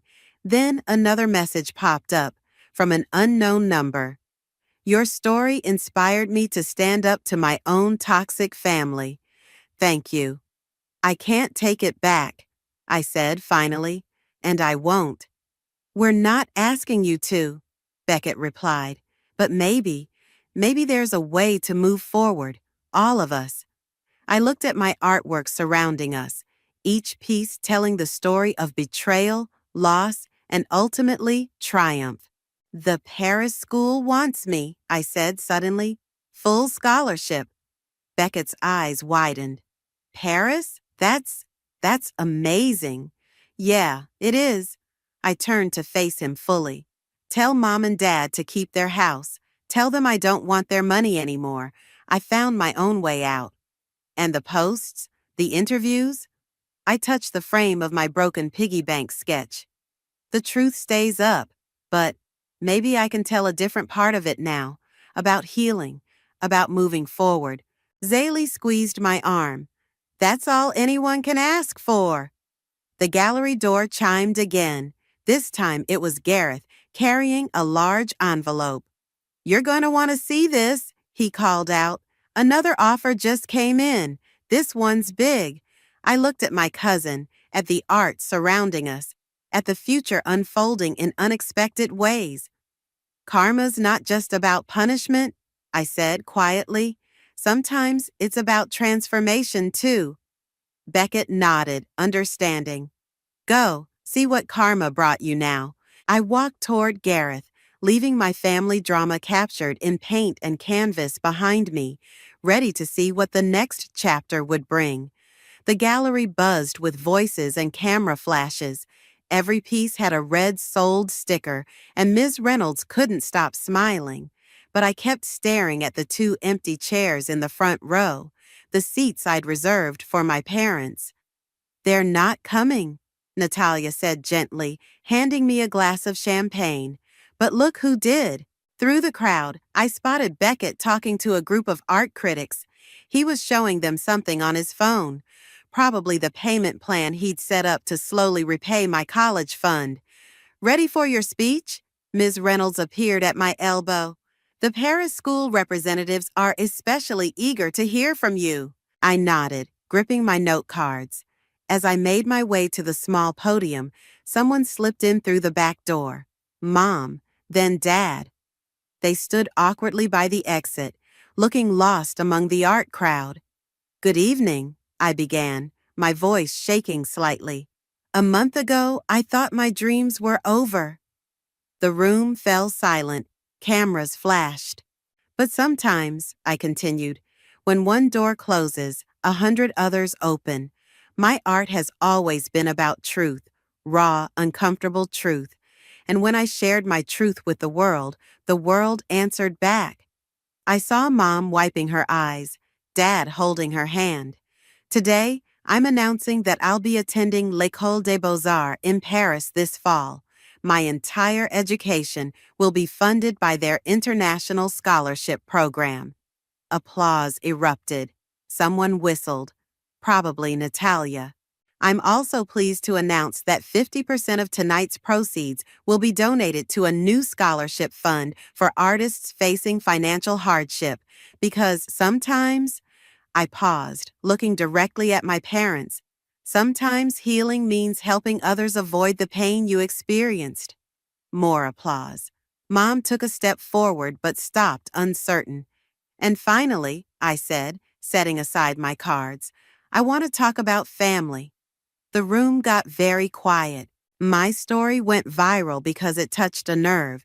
The complex, messy reality of family obligations versus personal dreams. But while my art captures the pain of betrayal, it also shows something else: transformation. Beckett moved closer to the podium, nodding encouragingly. "My cousin taught me that true family means acknowledging mistakes and working to make them right. My parents—" My voice cracked. "My parents taught me that sometimes people make terrible decisions with good intentions. And I learned that while forgiveness doesn't erase the past, it can build a bridge to the future." Dad wrapped his arm around Mom's shoulders as she cried silently. "So, yes, this is a story about betrayal, but it's also a story about resilience, about finding strength in vulnerability, and about the unexpected ways karma works in our lives." After the applause died down and people returned to viewing the art, my parents finally approached. "We saw the article," Mom said quietly, "about us selling the house." "Don't," I replied. "I meant what I said about transformation. I don't need your money anymore." "We're so proud of you," Dad whispered, "even though we don't deserve to be." "Actually," Beckett interrupted, joining us with a folder in his hand, "I have something for all of us to sign." He opened it, revealing a legal document. "What's this?" I asked. "A formal agreement, my payment plan, Mom and Dad's house staying in their name, and—" He pulled out another paper. "A contract with that tech company that wants to turn your story into a documentary series." "What?" Mom gasped. "Turns out," Beckett smiled, "Kylie's art isn't the only thing people want to invest in. They want the whole story, betrayal, redemption, all of it. But they'll only do it if everyone agrees to participate." I stared at the contract. The number of zeros in the offered payment made my head spin. "Split 5 ways," Beckett continued. "You, me, your parents, and a portion for the scholarship fund you just announced." "I don't know," Mom started. "It's time," Dad cut in. "Time to tell the whole truth from all sides. We owe her that much." Ms. Reynolds appeared with a pen. "The Paris representatives want to meet you, Kylie, and there's a gallery owner from London asking about international showings." I looked at my family, broken but somehow healing, damaged but transforming. Then at my art on the walls, each piece telling part of our story. "Okay," I said, taking the pen, "let's show the world what real family healing looks like." As we all signed, Natalia snapped a photo. "For the documentary," she grinned. Later, standing among my sold-out show, watching my parents awkwardly but earnestly talking to art critics, seeing Beckett proudly explaining my work to potential investors, I realized something profound. Sometimes the greatest art comes from our deepest wounds. And sometimes the most powerful revenge isn't about destroying others. It's about rebuilding yourself into something stronger, something unstoppable. Karma had done its work, but not in the way I'd expected. It hadn't just brought justice, it had brought transformation for all of us. Ready? Natalia asked, adjusting my scarf against the Paris winter. We stood outside l'École des Beaux-Arts, where my latest exhibition was about to open. Almost. I checked my phone. A text from Beckett. Documentary crew is set up. Family's all here. Even Uncle Rob came around. The exhibition space looked perfect. Each wall told part of our story through my art, from the original broken piggy bank sketch to my newest piece, a massive canvas showing a family tree with roots made of golden light, branches intertwined with darkness and hope. "They're ready for you," Ms. Reynolds called from inside. She'd flown in specially for this show, along with half my family. I took one last look at my phone, at the latest comment on my viral post. "Your story changed how I view family obligations. Thank you for showing us that healing is possible." Inside, camera crews set up their final shots for the documentary's closing segment. Mom and Dad stood by my centerpiece, a sculpture of hands releasing origami birds, each one carrying a different message: trust, betrayal, forgiveness, growth. "This is extraordinary," Dad said as I approached. He wasn't talking about just the art. "The scholarship fund helped 15 artists this semester," I told him. 3 of them are showing their work here tonight. Mom touched one of the origami birds. "Is this one new? I don't remember it from before." "Read it," I said softly. She carefully turned the paper bird, revealing the word family. "Kylie?" Beckett called from across the room. "The dean wants to start soon, and Zaylee says the live stream is ready for everyone back home." I watched the gallery fill with people. Art critics, students, family members who'd flown in, and those watching virtually. The documentary crew positioned their cameras. "Before we begin," I announced, stepping to the center of the room, "I want to share something. When I first posted about my family's betrayal, I thought I was ending a chapter. Instead, I was starting a whole new story." The cameras rolled as I continued. "This exhibition isn't called betrayal, or revenge, or even justice. It's called transformation, because that's what really happened to all of us." I gestured to the family tree painting. "My parents transformed from people who thought they were saving one child to understanding they were hurting another. My cousin transformed from someone who benefited from my loss to becoming my strongest advocate for making things right." Beckett smiled, squeezing Zaylee's hand. "And I transformed too, from a victim to a voice, from lost dreams to new opportunities, from seeking revenge to finding purpose." Mom stepped forward suddenly.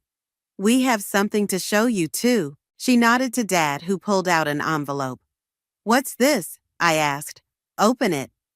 Inside was a deed to a small storefront in our hometown. "I don't understand." "It's an art gallery," Dad explained. "Your gallery, for when you're ready to come home sometimes, to help other artists tell their stories. We used the money we were going to spend paying you back," Mom added, "since you wouldn't take it directly." The documentary crew zoomed in as I stared at the deed. "The scholarship students can show there too," Beckett suggested. "Make it a space for healing through art." "Like you did," Natalia added. I looked around the room, at my art telling our story, at the family who broke me and then helped rebuild me, at the opportunities that grew from the ashes of betrayal. "The gallery opens next month," Dad said, "if you want it." "On one condition," I replied, pulling out my latest sketch. "This is the first piece to be displayed." They leaned in to look. It showed our family photo, the one from before everything happened, but reimagined. The figures were connected by golden threads, broken in places but mended with stronger, brighter lines. It's called second chances, I explained. Mom hugged me, then Dad, then Beckett. The cameras captured it all. Ready to open the doors? Ms. Reynolds asked. There's quite a crowd waiting.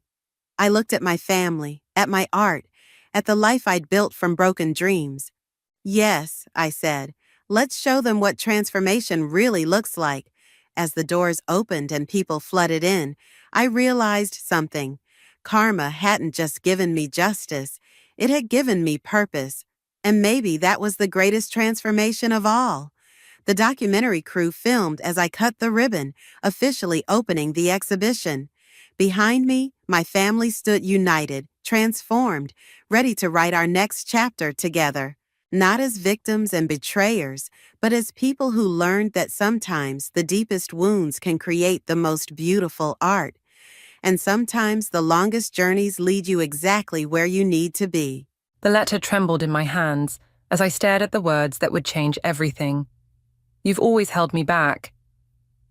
Lonnie's handwriting, usually so precise and controlled, was messy and rushed, like he couldn't wait to get the words out, to get away from me. My name is Catherine, and after 15 years of marriage, my husband left me for another woman via a letter on our kitchen counter. The coward couldn't even say it to my face. I sat at our marble island, the one we'd picked out together during the renovation 3 years ago, and read the letter again. The house felt too quiet, too empty. The ticking of the antique clock Lonnie's mother had given us for our 10th anniversary seemed to mock me with each second. My phone buzzed. Lexi's name flashed across the screen. My cousin, my best friend since childhood. Have you heard from Lonnie? Her voice was careful, measured. Oh, I've heard from him all right. I smoothed the letter against the counter. He left me a goodbye note like I'm some kind of roommate he's trying to dodge rent from. What? Catherine, I'm coming over. 20 minutes later, Lexi burst through my front door, still in her yoga clothes, her dark hair pulled back in a messy bun. She took one look at me and wrapped me in a hug that smelled like lavender and sweat. Tell me everything, she said, pulling back to study my face. I handed her the letter.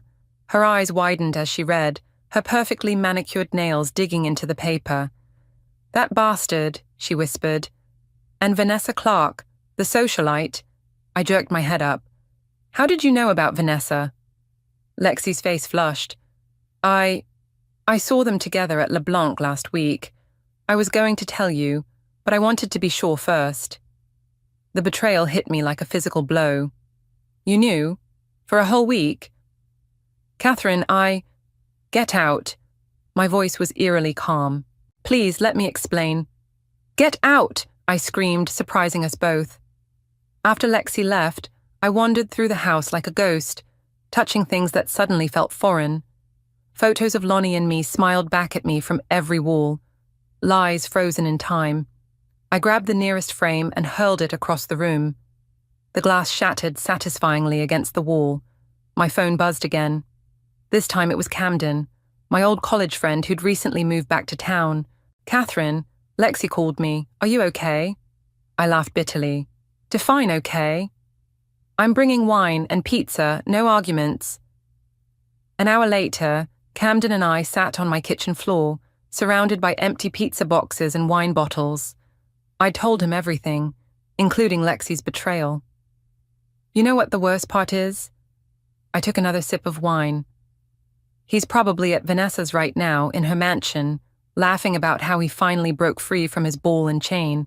Then he's an idiot, Camden said firmly. And he'll realize it too late. I was about to respond when something caught my eye. A corner of yellowed paper peeking out from behind the fallen photo I'd thrown earlier. I crawled over and pulled it free. What's that? Camden asked. My hands shook as I unfolded the letter. It's from my Aunt Victoria. She died last year. I scanned the contents, my heart beginning to race. Camden, this doesn't make sense. She mentions an inheritance, something valuable she left for me, but I never received anything after her death. What exactly does it say? I read aloud. My dearest Catherine, when the time comes, Remember that true wealth lies in the safe behind the portrait. The combination is the date we first met, the day you changed my life. With love, Victoria. Camden leaned forward. The portrait? What portrait? I stood up, suddenly energized despite the wine. Her self-portrait, the one she willed to me that's been in storage since her death. My mind was racing. Camden, help me make some calls. I need to find that painting. As I dialed the storage facility's number, a strange calm settled over me. For the first time since finding Lonnie's letter, I felt something other than despair, something that felt dangerously close to hope. Or maybe it was revenge. The storage facility was a maze of identical metal doors, our footsteps echoing off concrete floors.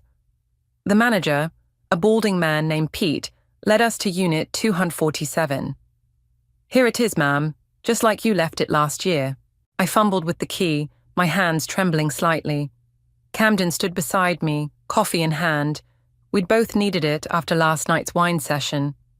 The door creaked open, revealing stacks of boxes and furniture draped in white sheets.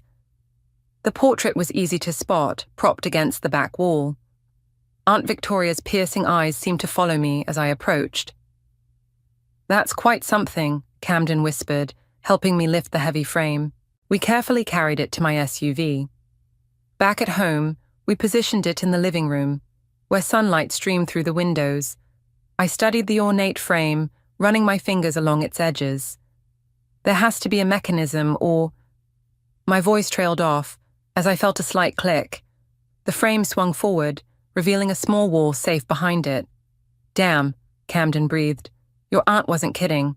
I pulled out my phone, scrolling through old photos until I found what I needed. A picture from my 16th birthday, the day I first met Victoria. July 18th, 1998, I muttered, turning the dial. The safe opened with a soft click. Inside was a leather portfolio and an envelope addressed to me. My hand shook as I opened the letter. My dearest Catherine, if you're reading this, I'm gone, and you've solved my little puzzle. What you hold in your hands is the truth about our family's legacy, specifically your inheritance. I've kept these documents hidden because I knew certain people would try to prevent you from receiving what's rightfully yours. The portfolio contains proof of your ownership of significant shares in Victoria's Secret Gardens, the company your grandfather and I built together. These shares were meant for you on your 21st birthday, but your father's gambling debts complicated things. I've spent years legally protecting this inheritance for you. Contact Jarrett Evans. He's been my lawyer for 20 years and knows everything. Trust him. Love always, Victoria. I sat heavily on the couch, staring at the documents. Victoria's Secret Gardens was one of the largest luxury spa chains in the country. The shares in my hands were worth millions. My phone rang, making me jump. It was Lexi. Catherine, please, we need to talk. I ended the call without answering and immediately dialed the number for Jarrett Evans that was paperclipped to the documents. Jarrett Evans speaking. Mr. Evans, this is Catherine Benson. I just found some documents from my Aunt Victoria. There was a pause. I've been waiting for this call for over a year, Catherine. Can you come to my office today?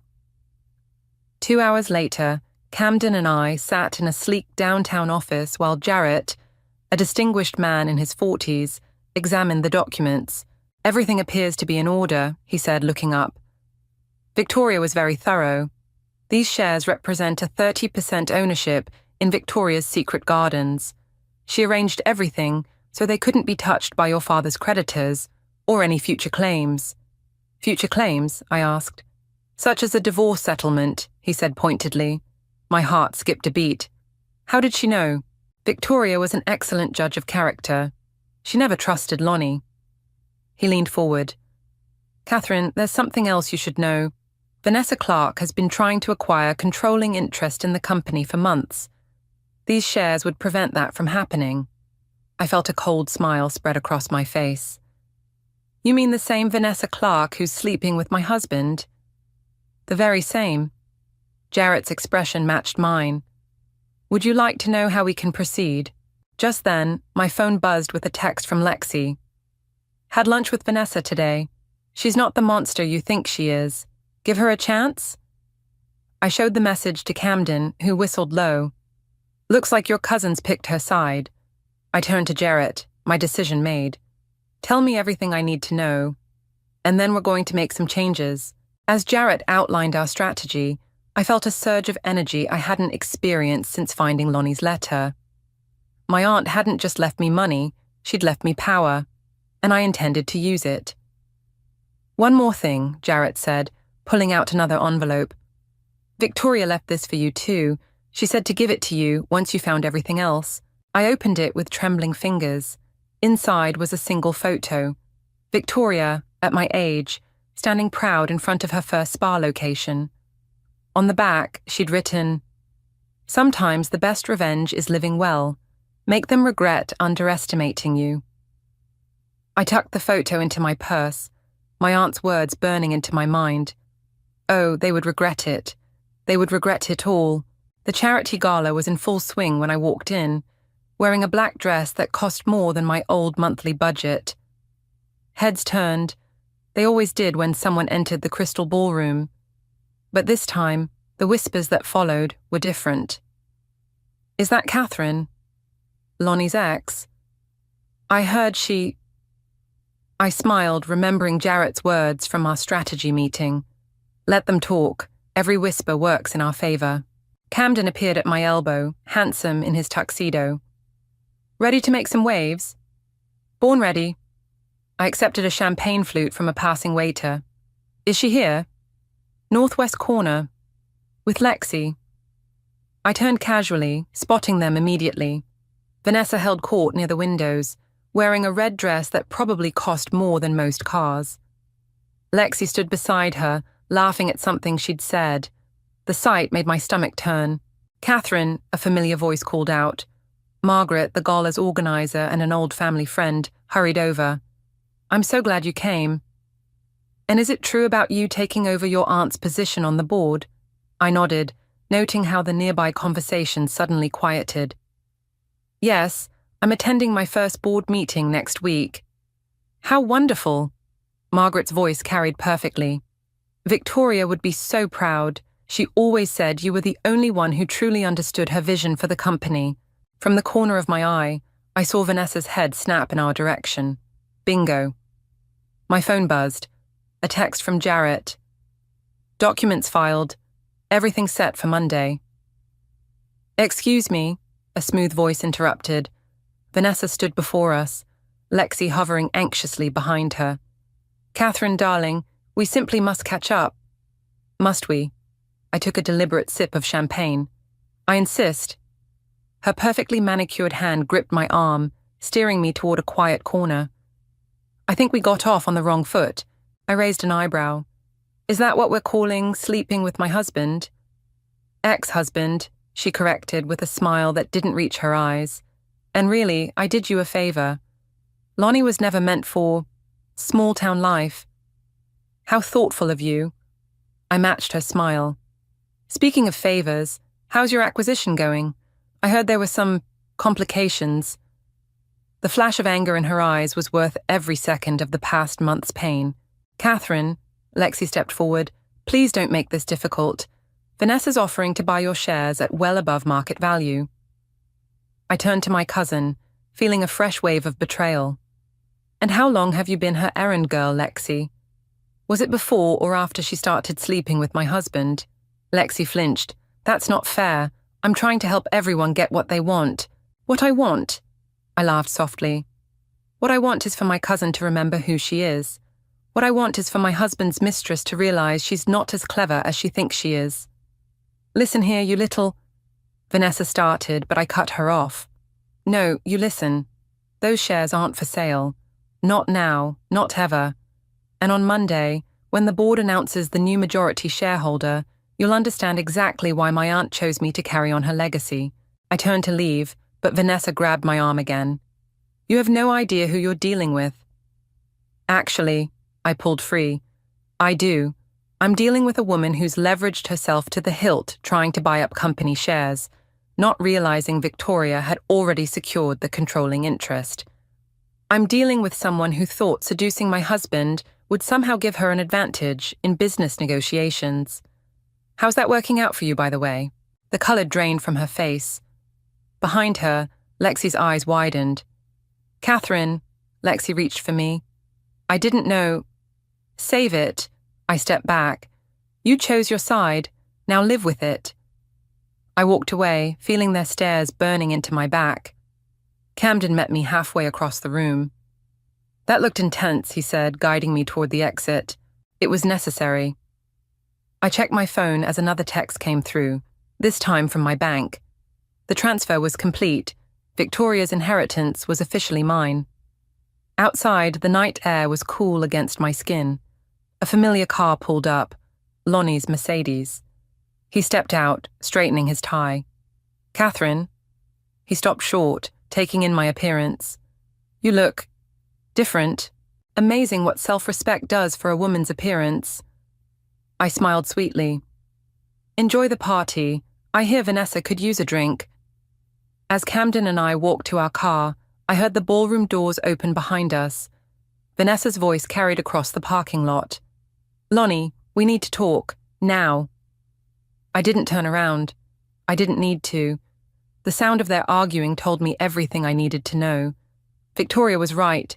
Sometimes the best revenge is simply watching karma do its work. And karma was just getting started. The boardroom at Victoria's Secret Gardens headquarters felt like an arena. 14 pairs of eyes watched me take my seat at the massive mahogany table. Jarrett sat to my right, a reassuring presence in an expensive suit. Before we begin, Vanessa announced from the other end of the table, I'd like to address the elephant in the room. She smiled tightly. Catherine's unexpected inheritance. Is there something specific you'd like to discuss? I kept my voice level, remembering Jarrett's coaching. Just wondering about the timing. It seems convenient that these shares suddenly appeared right when I was close to acquiring majority control. An older board member, Robert, cleared his throat. The shares were never hidden, Ms. Clark. Victoria was quite clear about her succession plans. Which you'd know, I added, if you'd done proper due diligence before trying to hostile take over my family's company. The door burst open. Lonnie stormed in, his face red. This is ridiculous. You can't just... Mr. Benson, Jarrett stood smoothly. This is a private board meeting. You'll need to leave. Like hell I will. Catherine, what game are you playing? I remained seated, maintaining eye contact with Vanessa. Security, please escort my ex-husband from the premises. 2 guards appeared almost immediately. Lonnie struggled as they led him out, his voice echoing down the hallway. You can't do this to me. Actually, I finally turned to face the door. I can, and I just did. Vanessa's perfectly manicured nails drummed against the table. That was unnecessary. Like sleeping with my husband while trying to steal my aunt's company. A few board members shifted uncomfortably. Others tried to hide their smirks. Let's focus on business, Robert suggested, clearly enjoying the drama. Catherine, you called this meeting. The floor is yours. I opened my laptop, connecting it to the projector. Thank you. I've reviewed our operations, and I've identified several areas where we're falling short of Victoria's original vision. For the next hour, I laid out my plans. New wellness programs, community outreach initiatives, employee profit sharing. With each slide, I watched Vanessa's expression grow darker. This is absurd, she finally interrupted. These programs will cut into our profit margins. Actually, Jarrett distributed some documents. Our projections show increased customer loyalty and employee retention will more than offset the initial investment. My phone buzzed. A text from Camden. TV crews outside. Story about Vanessa's failed takeover hitting news at 6. I smiled. Which brings me to our final point, public relations. Vanessa's face went pale. She glanced at her own phone, likely seeing the same news alerts I'd planned with Jarrett. This meeting is over, she stood abruptly. My lawyers will what? I asked softly. Contest the legitimate inheritance of shares. Question Victoria's mental state when she made her will. Go ahead. The publicity will be fascinating. The boardroom door opened again. This time, Lexi walked in, holding a manila envelope. What are you doing here? Vanessa snapped. Lexi avoided her gaze, walking straight to me. I found these in your old house. Thought you should have them. I opened the envelope. Inside were documents showing Vanessa's attempts to pressure Victoria into selling before her death, including some very aggressive emails. Thank you, Lexi. I meant it. She nodded, tears in her eyes. I'm so sorry, Catherine. I didn't know about any of it. Lexi! Vanessa's voice cracked like a whip. Remember what we discussed? My cousin straightened her spine. Yes, I do. I remember everything we discussed, including your plans to force Catherine out once you had control. The boardroom erupted in murmurs.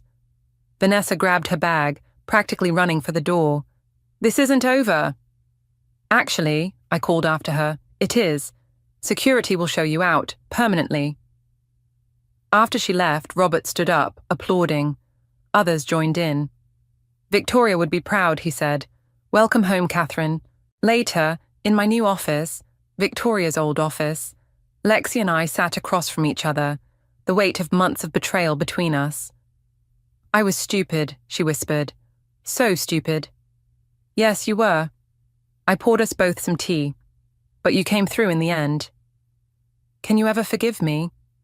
I thought about Victoria's words. Sometimes the best revenge is living well. It'll take time, I said honestly, but we're family. Real family, not whatever game Vanessa was playing. My phone buzzed again. A news alert. Socialite's failed takeover attempt leads to major stock losses. I showed it to Lexi, who let out a low whistle. What happens now? Now? I looked around the office, at Victoria's portrait on the wall, at the city skyline beyond the windows. Now we build something better, together. The tea was perfect, Victoria's special blend. Everything was exactly as it should be. The renovation of Victoria's Secret Gardens flagship location was in full swing when Camden found me in the construction zone, hard hat in place, reviewing blueprints with the contractors. You need to see this, he said, holding up his tablet. The headline read, Power Couples Fall from Grace. Vanessa Clark files for bankruptcy. Lonnie Benson named in financial investigation. Karma works faster than I expected, I mused, directing a worker where to place a support beam. That's not all. Camden scrolled down. Apparently, Vanessa's been running a Ponzi scheme through her investment firm. Your aunt's shares weren't the only thing she was trying to acquire illegally. A familiar voice interrupted us. Catherine, do you have a minute? Lexi stood in the doorway, clutching a stack of folders. Since her confession in the boardroom 2 weeks ago, she'd been working overtime to prove her loyalty, helping me implement Victoria's vision for the company. The women's shelter called, she said. They want to know if we're still on for the partnership program. Absolutely. I handed the blueprints to the contractor. Set up a meeting for tomorrow and get Maria from HR involved. We'll need to start training their residents for our apprenticeship program. My phone rang. Jarrett's name flashed on the screen. Catherine, turn on the news, now. Camden already had his tablet ready. We huddled around it as the reporter spoke. Sources say Vanessa Clark attempted to flee the country this morning, but was detained at the airport. Her partner, Lonnie Benson, remains at large. Holy shit, Lexi whispered. My phone buzzed again, an unknown number. Against my better judgment, I answered. Catherine, Lonnie's voice was desperate. Please, I need your help. Interesting choice of words, I replied coldly. Considering you said I was nothing but a burden. Baby, I was wrong, so wrong. Vanessa, she manipulated me. She used me to get to you, to the company. I see that now. Where are you, Lonnie? I can't say, but if you could just loan me some money, help me get out of town. You mean help you evade arrest?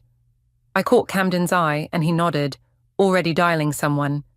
Keep him talking, he mouthed. Catherine, please, for old time's sake, remember how good we were together.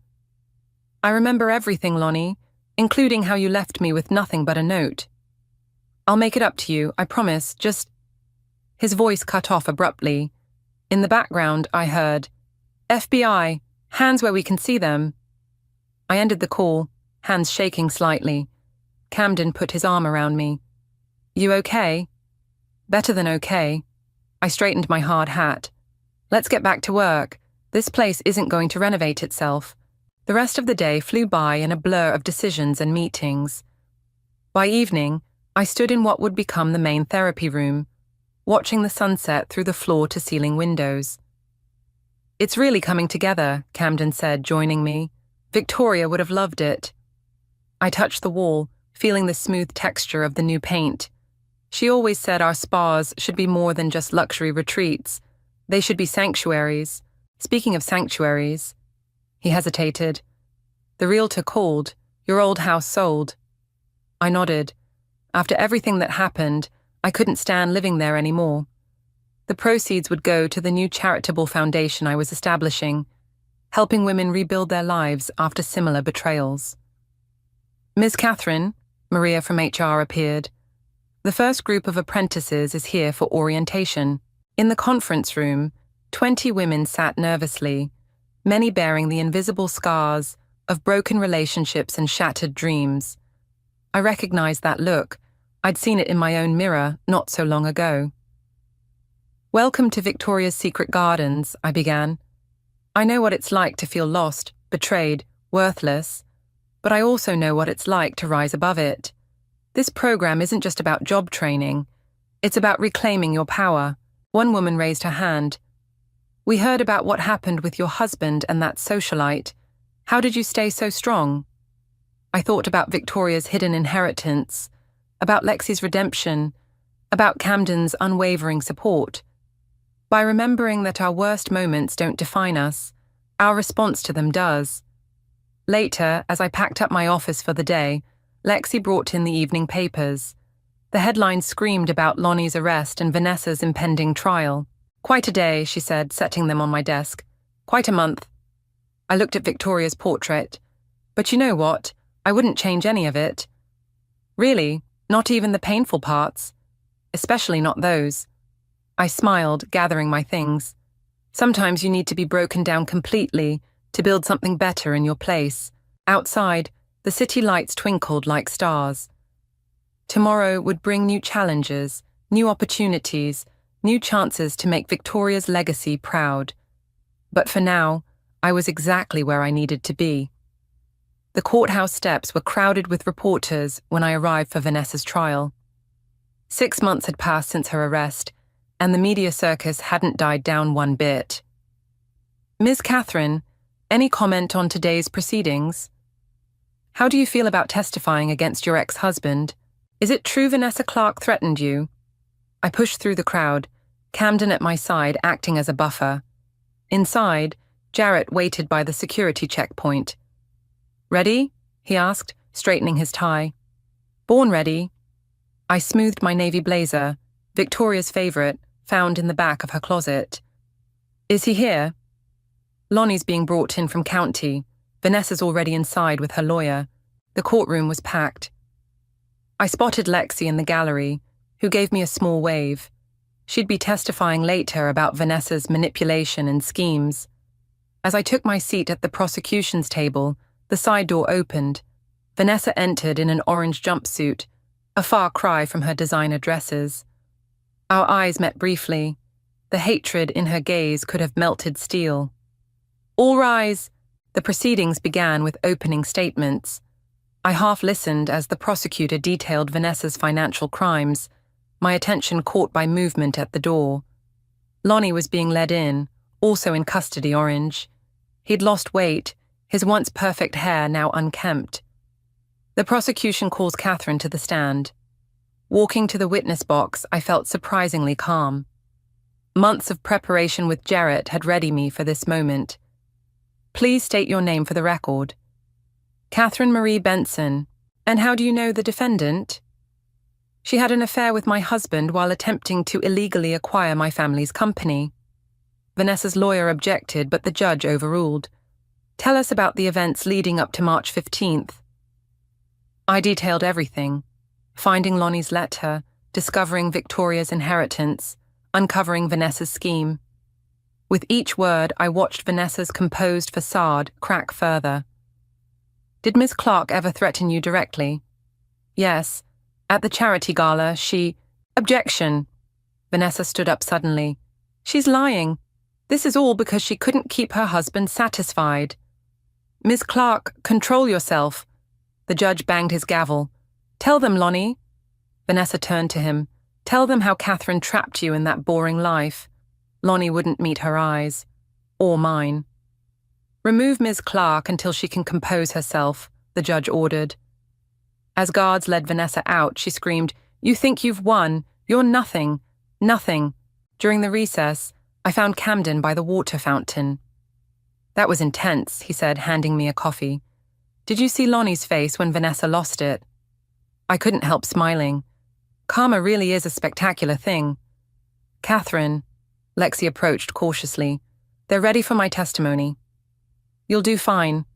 I squeezed her hand. Just tell the truth. Back in the courtroom, a calmer Vanessa had returned. Lexi took the stand, visibly nervous. Ms. Benson, please describe your relationship with the defendant.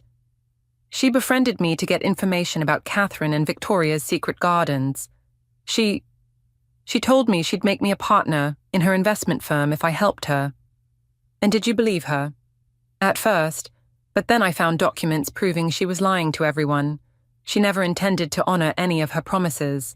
Vanessa's lawyer tried to discredit Lexi's testimony, but the evidence was overwhelming.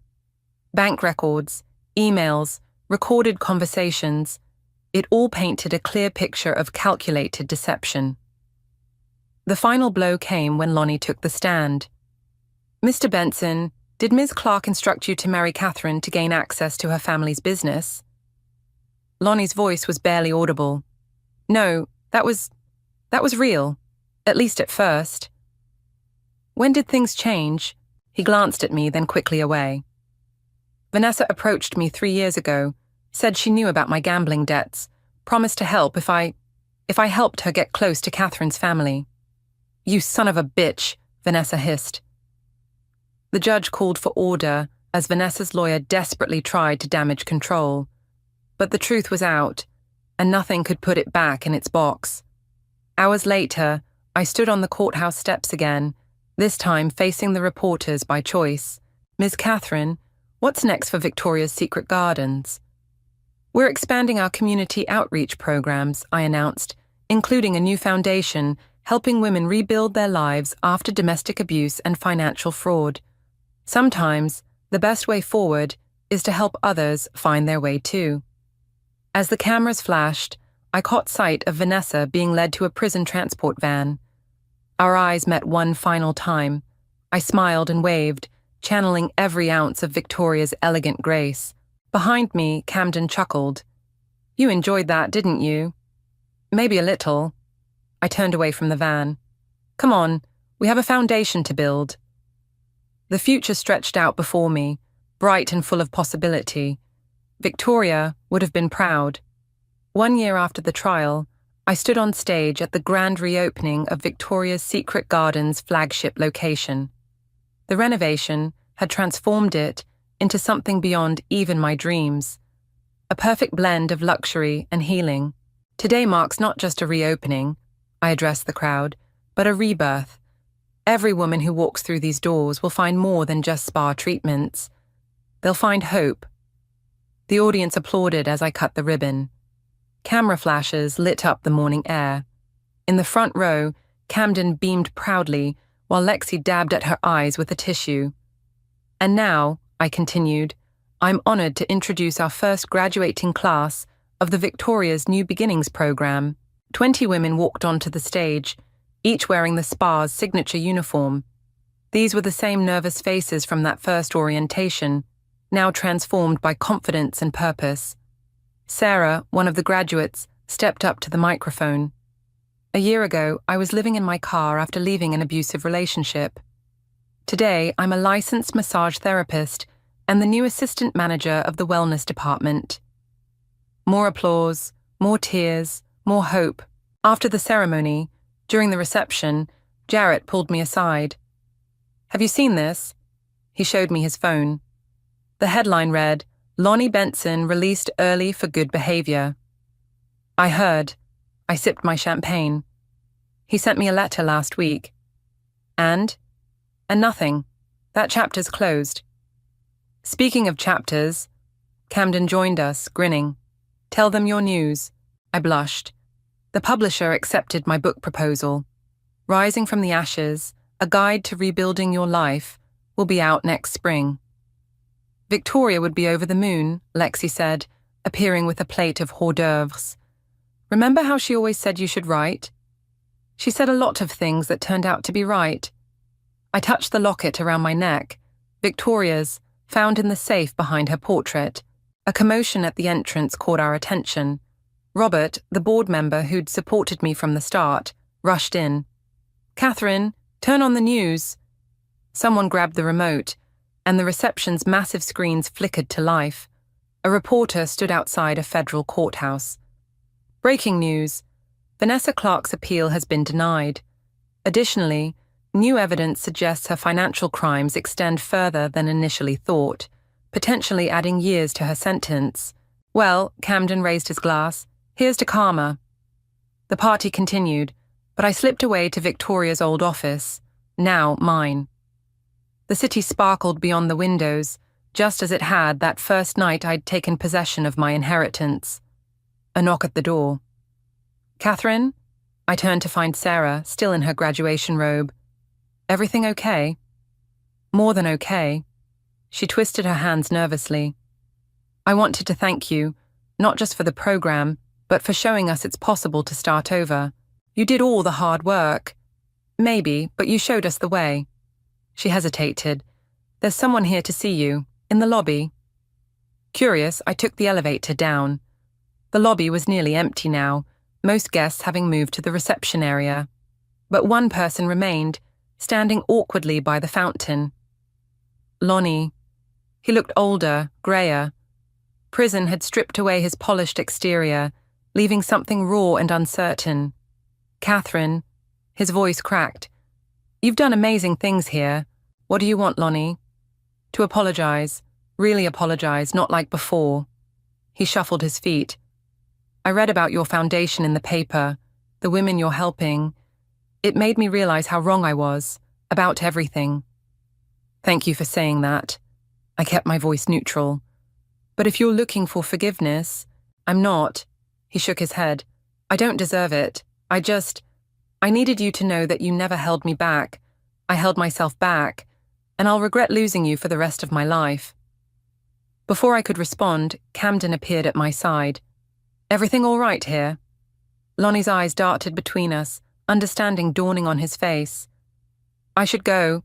Just congratulations, Catherine, on all of this. You deserve it." We watched him leave through the grand entrance. Camden squeezed my hand. "You okay?" "Perfect." I smiled, meaning it. "Let's get back to the party." Upstairs, the celebration was in full swing. Our graduates danced with their families, board members mingled with shelter workers, and Lexi was giving tours to potential donors. I looked at Victoria's portrait on the wall, at her knowing smile. She'd seen this potential in me long before I'd seen it in myself. "Thank you," I whispered to her image. The locket around my neck felt warm against my skin, like a gentle reminder. Sometimes the greatest revenge isn't about getting even. It's about getting better. And I was just getting started. The morning sun streamed through the windows of Victoria's secret gardens as I walked through the quiet halls before opening hours. My heels clicked against the marble floors, the same sound I remembered from visiting Aunt Victoria as a child. My phone buzzed. A news alert. Vanessa Clark denied early release. Additional charges filed. "Someone's having a bad morning," Camden said, falling into step beside me. He handed me my usual coffee. "Ready for the big announcement?" "As ready as I'll ever be." In the main conference room, board members and employees gathered. Robert winked at me from his seat. Lexi stood near the podium, reviewing her notes one last time. "Ladies and gentlemen," I began, "when I took over this company, I made a promise to honor Victoria's vision while forging our own path forward. Today, we're taking another step in that direction." Lexi stepped up, clicking through presentation slides. "Our New Beginnings program has achieved a 92% success rate. We've helped over 200 women rebuild their lives. And now we're expanding." The room burst into applause as we revealed the plans for 5 new locations, each with integrated training facilities and transitional housing. "But that's not all," I continued. "We're launching the Victoria Simmons Scholarship Fund, providing full university tuition for survivors of domestic abuse and financial fraud." More applause. More tears. Sarah, now our head of community outreach, hugged me tight. The door opened. Jarrett entered, carrying a thick envelope. "It's done," he whispered, handing it to me. I opened it right there, in front of everyone. The documents inside represented the final victory, complete ownership of Victoria's secret gardens, with ironclad protections for our charitable programs. To Victoria, Robert raised his coffee cup.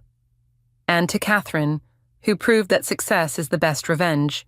After the meeting, Camden found me in Victoria's garden, the rooftop sanctuary she'd created for quiet reflection. "Penny for your thoughts." He sat beside me on the marble bench. "I was just thinking about that letter Lonnie left me. You've always held me back."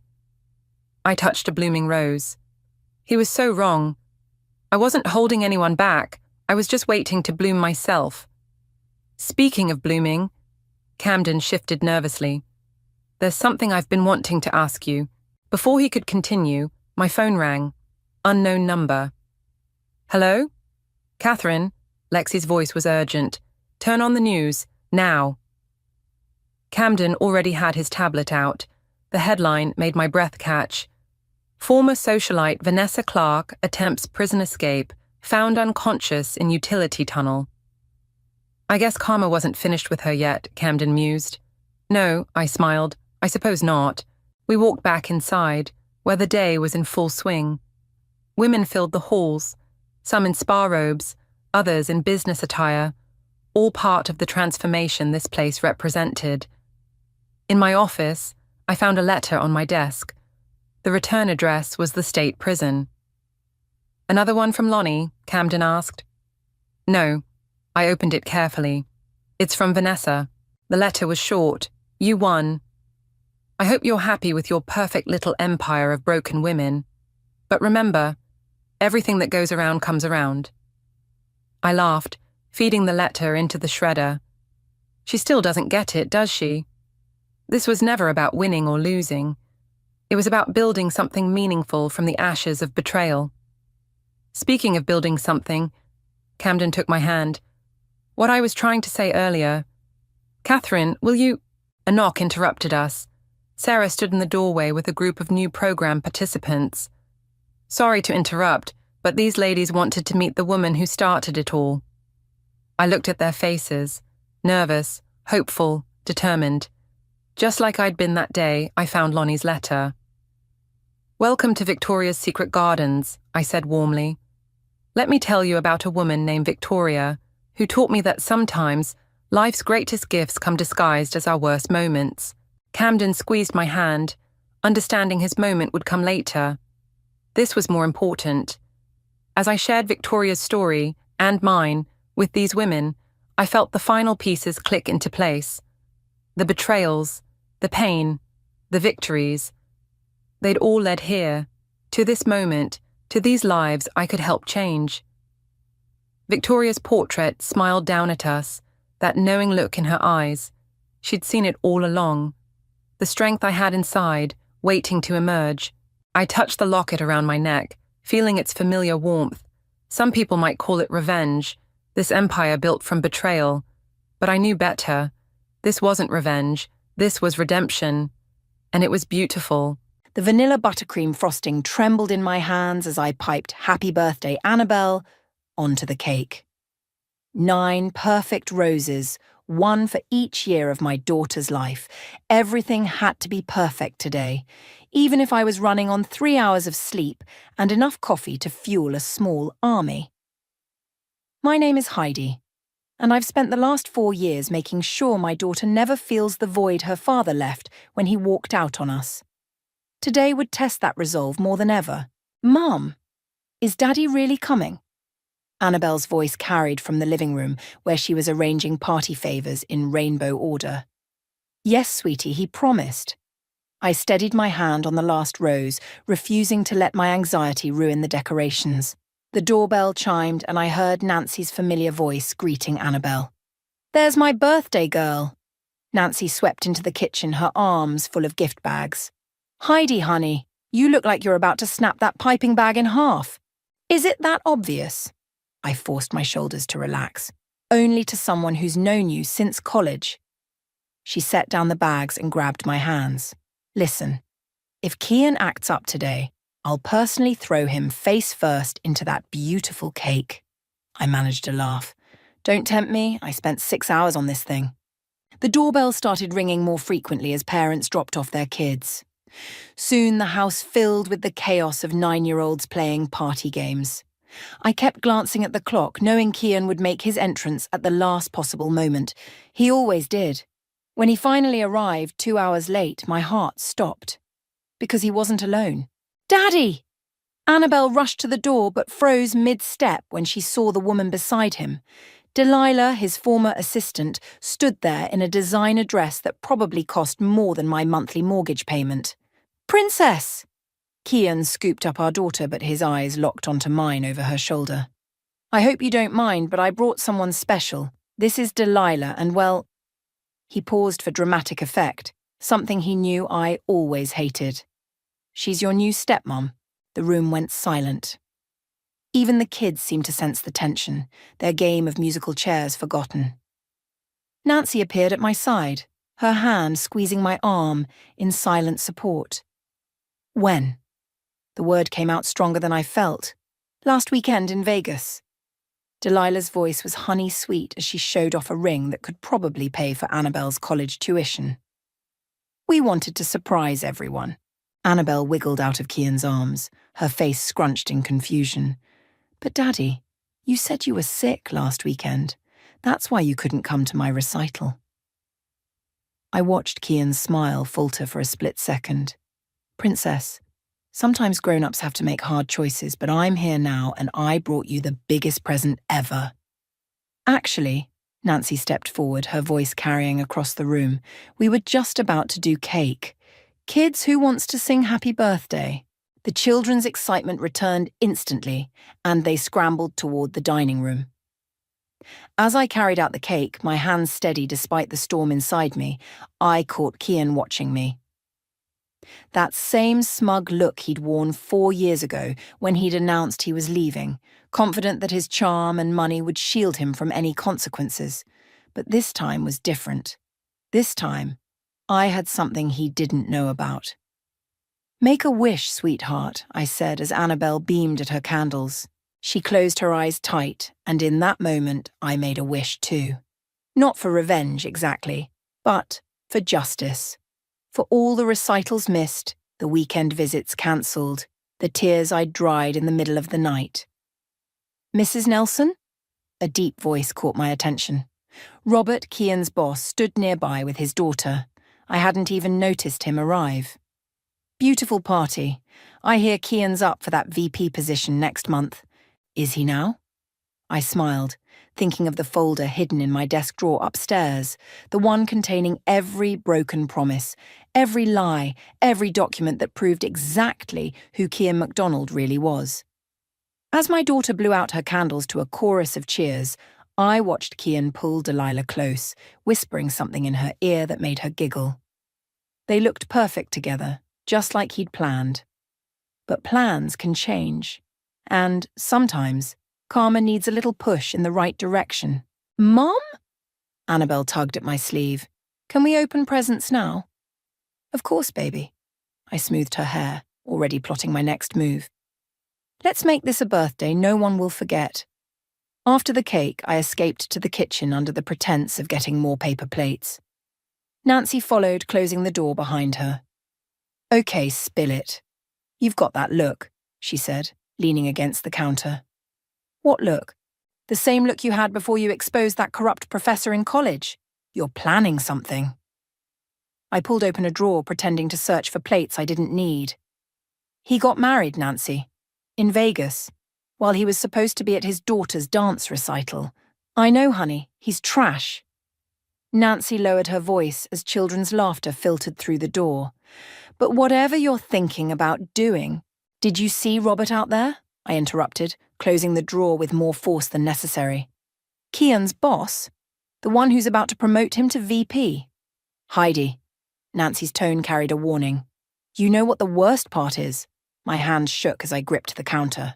"Last month, when I asked Kian for help with Annabelle's medical bills, he claimed he was broke. Broke. But he could afford that rock on Delilah's finger." A soft knock interrupted us. Annabelle peeked in, her party crown slightly askew. "Mum? Daddy wants to make a speech." "Of course he does," I muttered, but plastered on a smile. "We'll be right there, sweetie." Back in the living room, Kian had commanded center stage, champagne flute in hand. The parents gathered around while the kids continued playing in the background. Delilah stood beside him, practically glowing as she gazed up at her new husband. "I'd like to make a toast," Kian announced, flashing that $1,000,000 smile that once made my knees weak. "To my beautiful daughter, Annabelle. 9 years ago, you made me a father, and today you've given me another gift, accepting Delilah into our family with such grace." I felt bile rise in my throat. Annabelle hadn't accepted anything. She'd barely had time to process the bomb they'd dropped. "And to Heidi," he continued, turning toward me. "Thank you for being such an understanding ex-wife." Robert chuckled, raising his glass. "You're a lucky man, Kian. Not many divorced couples can be this civil." "Oh, we're just getting started," I said, my voice steady despite my racing heart. "Excuse me for a moment." I climbed the stairs to my home office, my fingers trailing along the wall to steady myself. The folder sat in my desk drawer, exactly where I'd left it. 4 years of documented lies, broken promises, and something much worse. Evidence of his drinking problem that he'd managed to hide from everyone at work. "Don't do it." Nancy stood in the doorway. "Think about Annabelle." "I am thinking about Annabelle." I pulled out the folder. Every time she cries because he cancels at the last minute. Every time she asks why Daddy doesn't love her enough to show up. He's about to become VP of the company, Nancy. You know what that means? More responsibility, more travel, more broken promises. And if you destroy his career, then maybe he'll finally face consequences for once in his privileged life. I opened the folder, revealing photos of Kian passed out in his car outside bars, screenshots of texts cancelling on Annabelle, bank statements showing large withdrawals before claiming poverty. Nancy stepped closer, her eyes widening at the contents. "How long have you been collecting this?" "Since the divorce, I knew. I knew someday he'd push too far." I closed the folder. He's not just hurting Annabelle anymore. Did you see how young Delilah is? He's already doing to her what he did to me, and she doesn't even realize it. "Mom?" Annabelle's voice drifted up the stairs. "Where are you? We're opening presents." "Coming, sweetie," I called back, then turned to Nancy. "I have to do this, not just for revenge, but because it's right." Nancy studied me for a long moment, then nodded. "Okay, but whatever happens, I'm right here with you." We descended the stairs to find Kian holding court in the living room, one arm around Delilah as he regaled Robert with stories about his latest business deals. Annabelle sat cross-legged by her pile of presents, but her eyes kept drifting to her father and his new wife. I clutched the folder behind my back, my heart pounding. One move could change everything, destroy his career, hurt Annabelle. But as I watched him perform for his audience, completely ignoring his daughter on her birthday, I knew what I had to do. "Kian," I said, stepping forward. "Before we open presents, there's something I need to share with everyone." The folder felt heavy in my hands as I approached him, years of pain and anger condensed into manila and paper. Delilah's smile faltered as she noticed my expression, but it was Robert's curious look that gave me the final push I needed. Sometimes karma needs evidence to do its job. Actually, Kian interrupted, setting down his champagne flute, let's do presents first. Princess, want to see what Daddy got you? Kian, my voice cut through the room like ice. This can't wait. I placed the folder on the coffee table between us. The room grew quiet, save for the muffled giggles of children playing in the backyard. Thank God Nancy had the foresight to usher them outside. What's this? Robert asked, leaning forward with interest. Just some old paperwork, Kian said quickly, reaching for the folder. I placed my hand firmly on top of it. You know what's interesting about paperwork? I smiled, the kind of smile that doesn't reach your eyes. It tells stories. Like how someone can claim they're too broke to help with their daughter's medical bills while spending thousands at bars and casinos. Kian's face paled. Heidi, don't.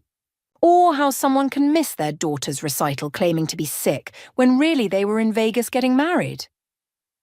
I opened the folder, pulling out a stack of photos. But my personal favourite is how someone can drive drunk multiple times, yet somehow keep it quiet at work. Robert straightened in his chair. Excuse me? She's lying. Delilah jumped in, her perfectly manicured hand gripping Kian's arm. This is just a bitter ex-wife trying to cause trouble. Pictures don't lie. I spread the photos across the table. Neither do police reports, or bank statements, or the dozens of texts cancelling on your daughter at the last minute. The room fell silent as Robert picked up one of the photos. It showed Kian slumped over his steering wheel outside the Red Door bar, dated just 3 weeks ago. Mum? Annabelle's small voice made me freeze. She stood in the doorway clutching her new stuffed unicorn. What's happening? Nothing, Princess, Kian said quickly. Your mum's just showing some boring grown-up stuff. Is that you in the pictures, Daddy? She stepped closer, peering at the scattered photos. Why are you sleeping in your car? Annabelle, honey. Nancy appeared behind her. Let's go check on your friends outside. I think Sarah's looking for you. But Annabelle stood her ground, her 9-year-old face set with determination. Is this why you didn't come to my recital? Were you sleeping in your car again? The silence that followed was deafening. Delilah's mouth opened and closed like a fish out of water. Robert gathered the photos with trembling hands, his face growing darker with each one he examined. Kian. Robert's voice was dangerously quiet. My office. First thing Monday morning. Robert, please! Kian stood, desperation cracking through his polished facade. I can explain everything. These photos are old, they're... 3 weeks ago isn't old, I cut in. Neither is last weekend in Vegas. You vindictive bitch, he hissed under his breath. Daddy! Annabelle gasped. That's a bad word. I think. Nancy stepped forward, her hand on Annabelle's shoulder. It's time for cake and ice cream in the backyard. Who's with me? The remaining adults quickly followed Nancy and Annabelle outside, leaving me alone with Kian, Delilah, and Robert. The sound of children singing Happy Birthday drifted through the windows, a surreal backdrop to the tension in the room. How long? Robert demanded. How long have you been hiding this drinking problem? I don't have a problem, Kian insisted. This is all being blown out of proportion. Really? I pulled out one final piece of paper. Because according to this credit card statement, you spent over $5,000 at bars last month alone. The same month you told me you couldn't afford Annabelle's inhaler. Delilah snatched the statement, her eyes widening as she read. This is from our joint account, the one you said was for emergencies. Delilah, baby. Kian reached for her, but she stepped back. Don't baby me. We just maxed out my credit cards for our wedding because you said all your money was tied up in investments. Robert stood, gathering the folder and its contents. I've seen enough. Kian, this isn't just about the VP position anymore. We need to seriously discuss your future with the company. As Robert headed for the door, Kian's carefully constructed world crumbling around him, I felt no joy.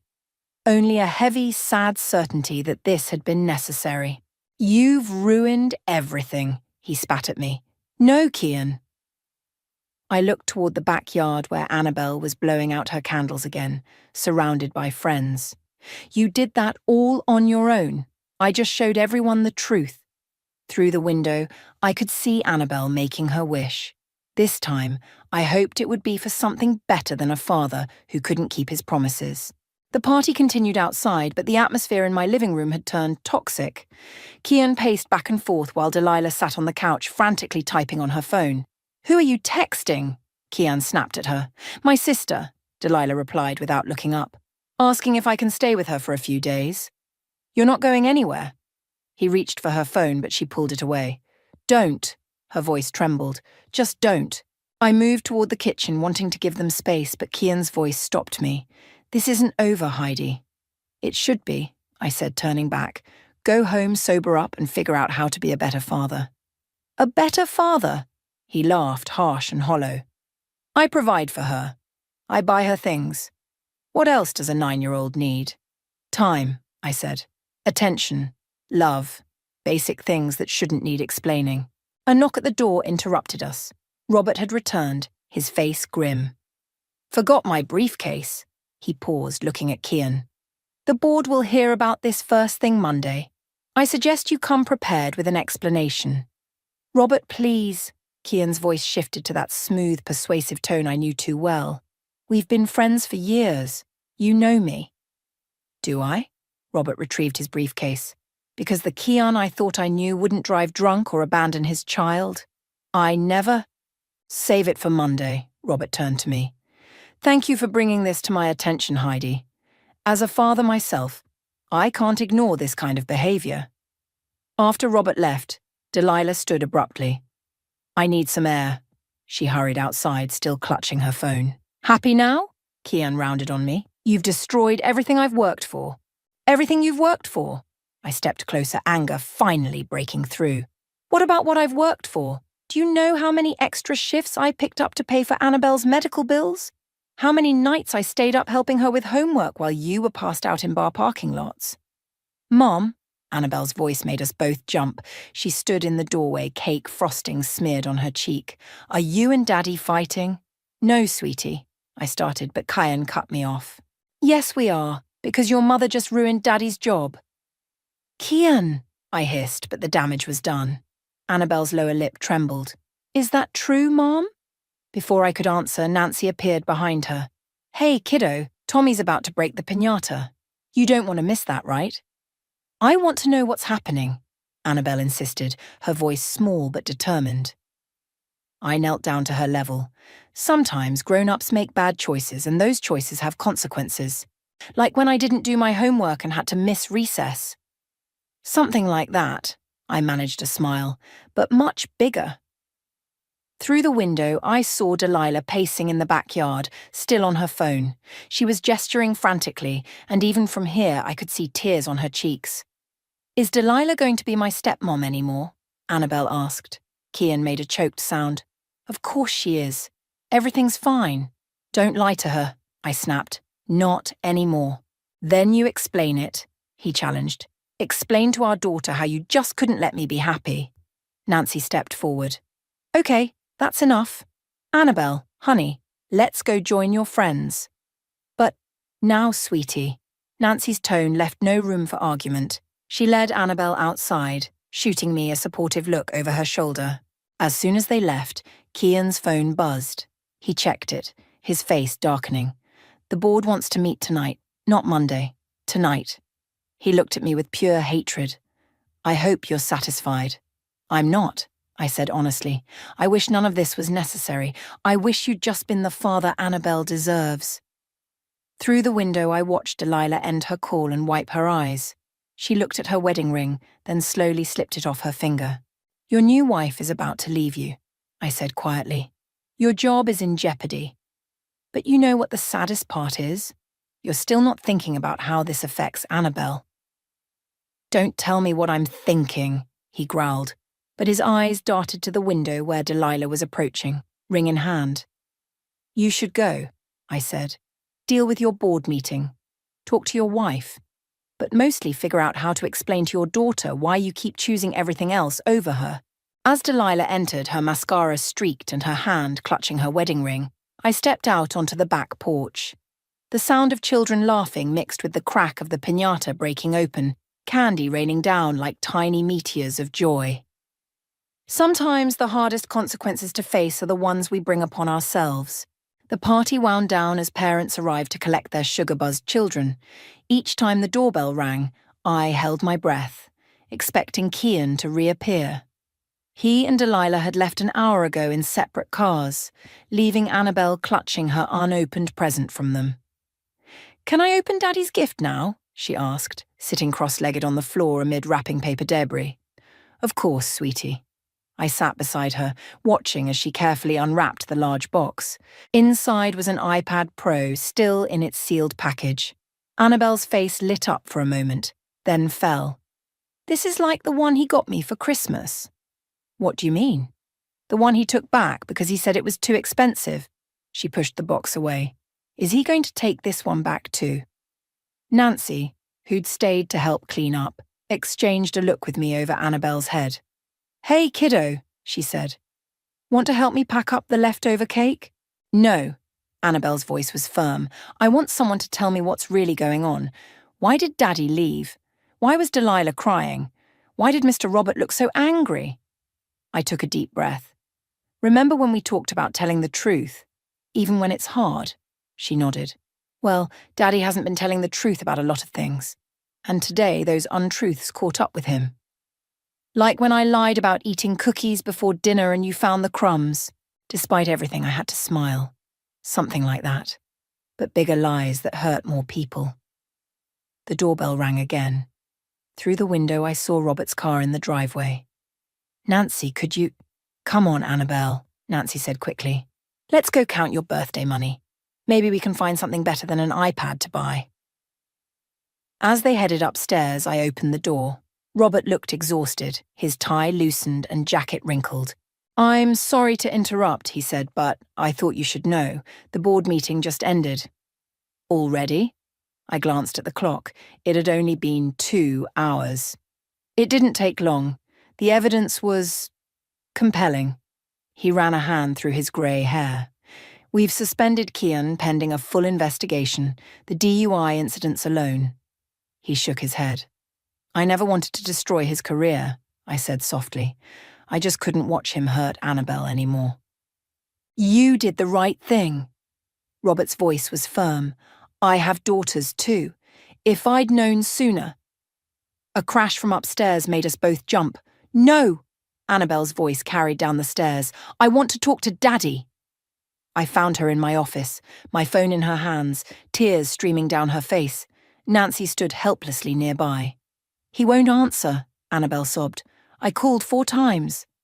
"Oh, baby." I pulled her into my arms, feeling her small body shake with sobs. "Is it my fault?" she whispered against my shoulder. "Did I do something wrong?" "No," I said fiercely. "None of this is your fault. Your daddy. He's dealing with some grown-up problems right now." "Problems he created himself," Nancy added, then winced when I shot her a look. Robert cleared his throat from the doorway. "Annabelle, may I say something?" She lifted her tear-stained face and nodded. "Sometimes," he said, kneeling to her level, "grown-ups make mistakes, big ones, and when they do, they have to face consequences. But that doesn't mean they don't love their children." "Then why won't he answer?" she demanded. "Because," I said, smoothing her hair, "right now he's probably feeling very scared and angry, but that's about him, not you. Never you." My phone buzzed in Annabelle's hand. A text from Delilah. "I'm at my sister's. The ring is in his mailbox. I'm so sorry about everything." "Is that Daddy?" Annabelle asked hopefully. "No, sweetie." I took the phone gently. "But you know what? It's still your birthday. And we have leftover cake, and Nancy's here, and you haven't even opened half your presents yet." "I don't want the iPad," she said suddenly. "Can we take it back?" "Of course." "And buy books instead?" I hugged her tighter, proud of her resilience, even as my heart broke for her pain. "We can buy all the books you want." Robert stood, straightening his tie. "I should go. Heidi, We'll be in touch about the investigation." After he left, Nancy brought up 3 slices of cake, and we sat on the floor of my office, eating straight from the plates like we were all 9 years old. "Mom," Annabelle asked between bites, "are you sure Daddy still loves me?" I met Nancy's eyes over Annabelle's head, seeing my own pain reflected there.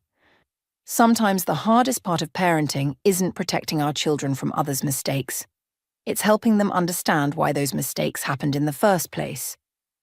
The doorbell rang at midnight.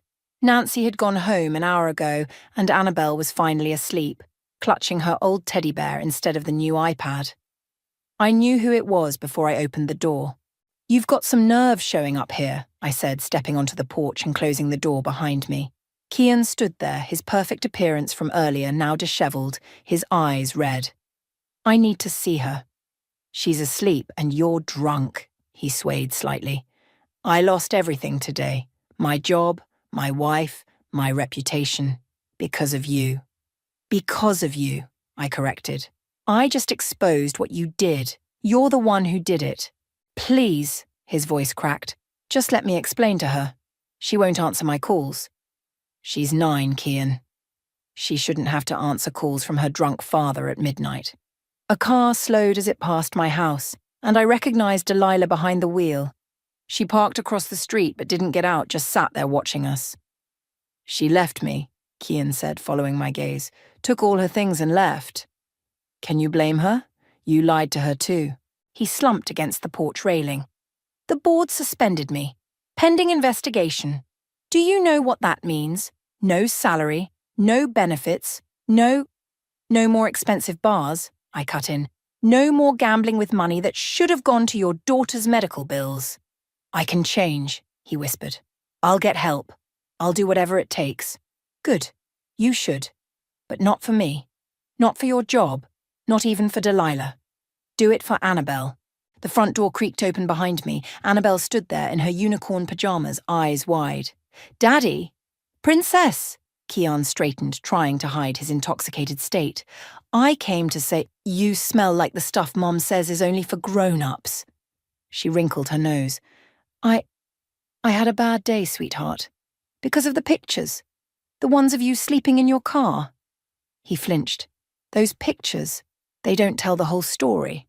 "Then what is the whole story?" she demanded, suddenly sounding older than her 9 years. "Why did you miss my recital? Why did you lie?" Across the street, Delilah finally got out of her car. She walked toward us slowly, her heels clicking on the pavement.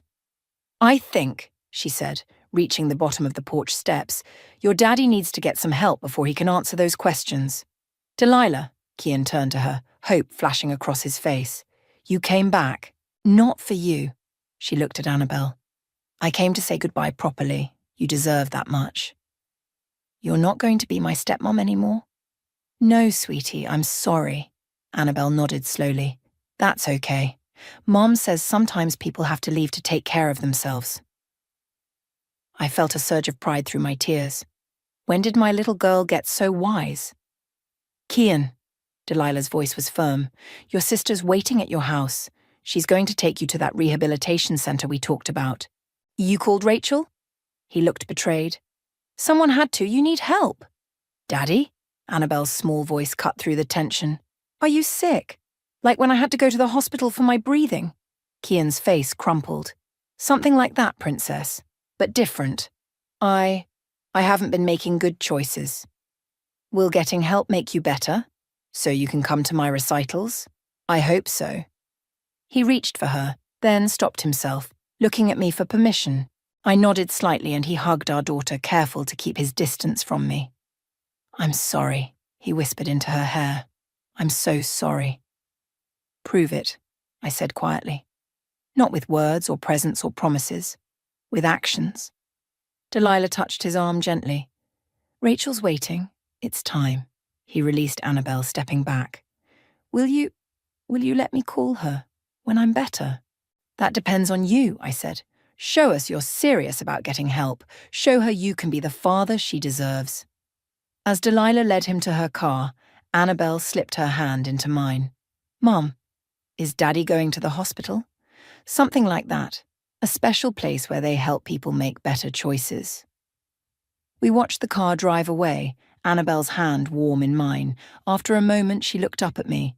Can we take the iPad back tomorrow? Of course, why? I want to donate the money to the hospital, the one that helps me breathe better. She paused. Maybe they can help other kids while Daddy gets better too.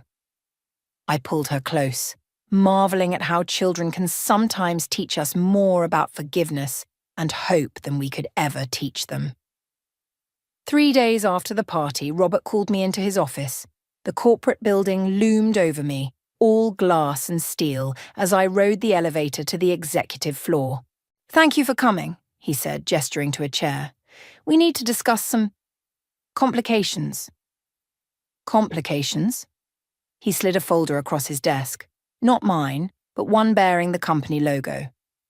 Kian's lawyers have been in touch. They're claiming wrongful termination and defamation. He wasn't terminated, I said. He was suspended. They're arguing the suspension itself is damaging his reputation. Robert removed his glasses, rubbing his eyes.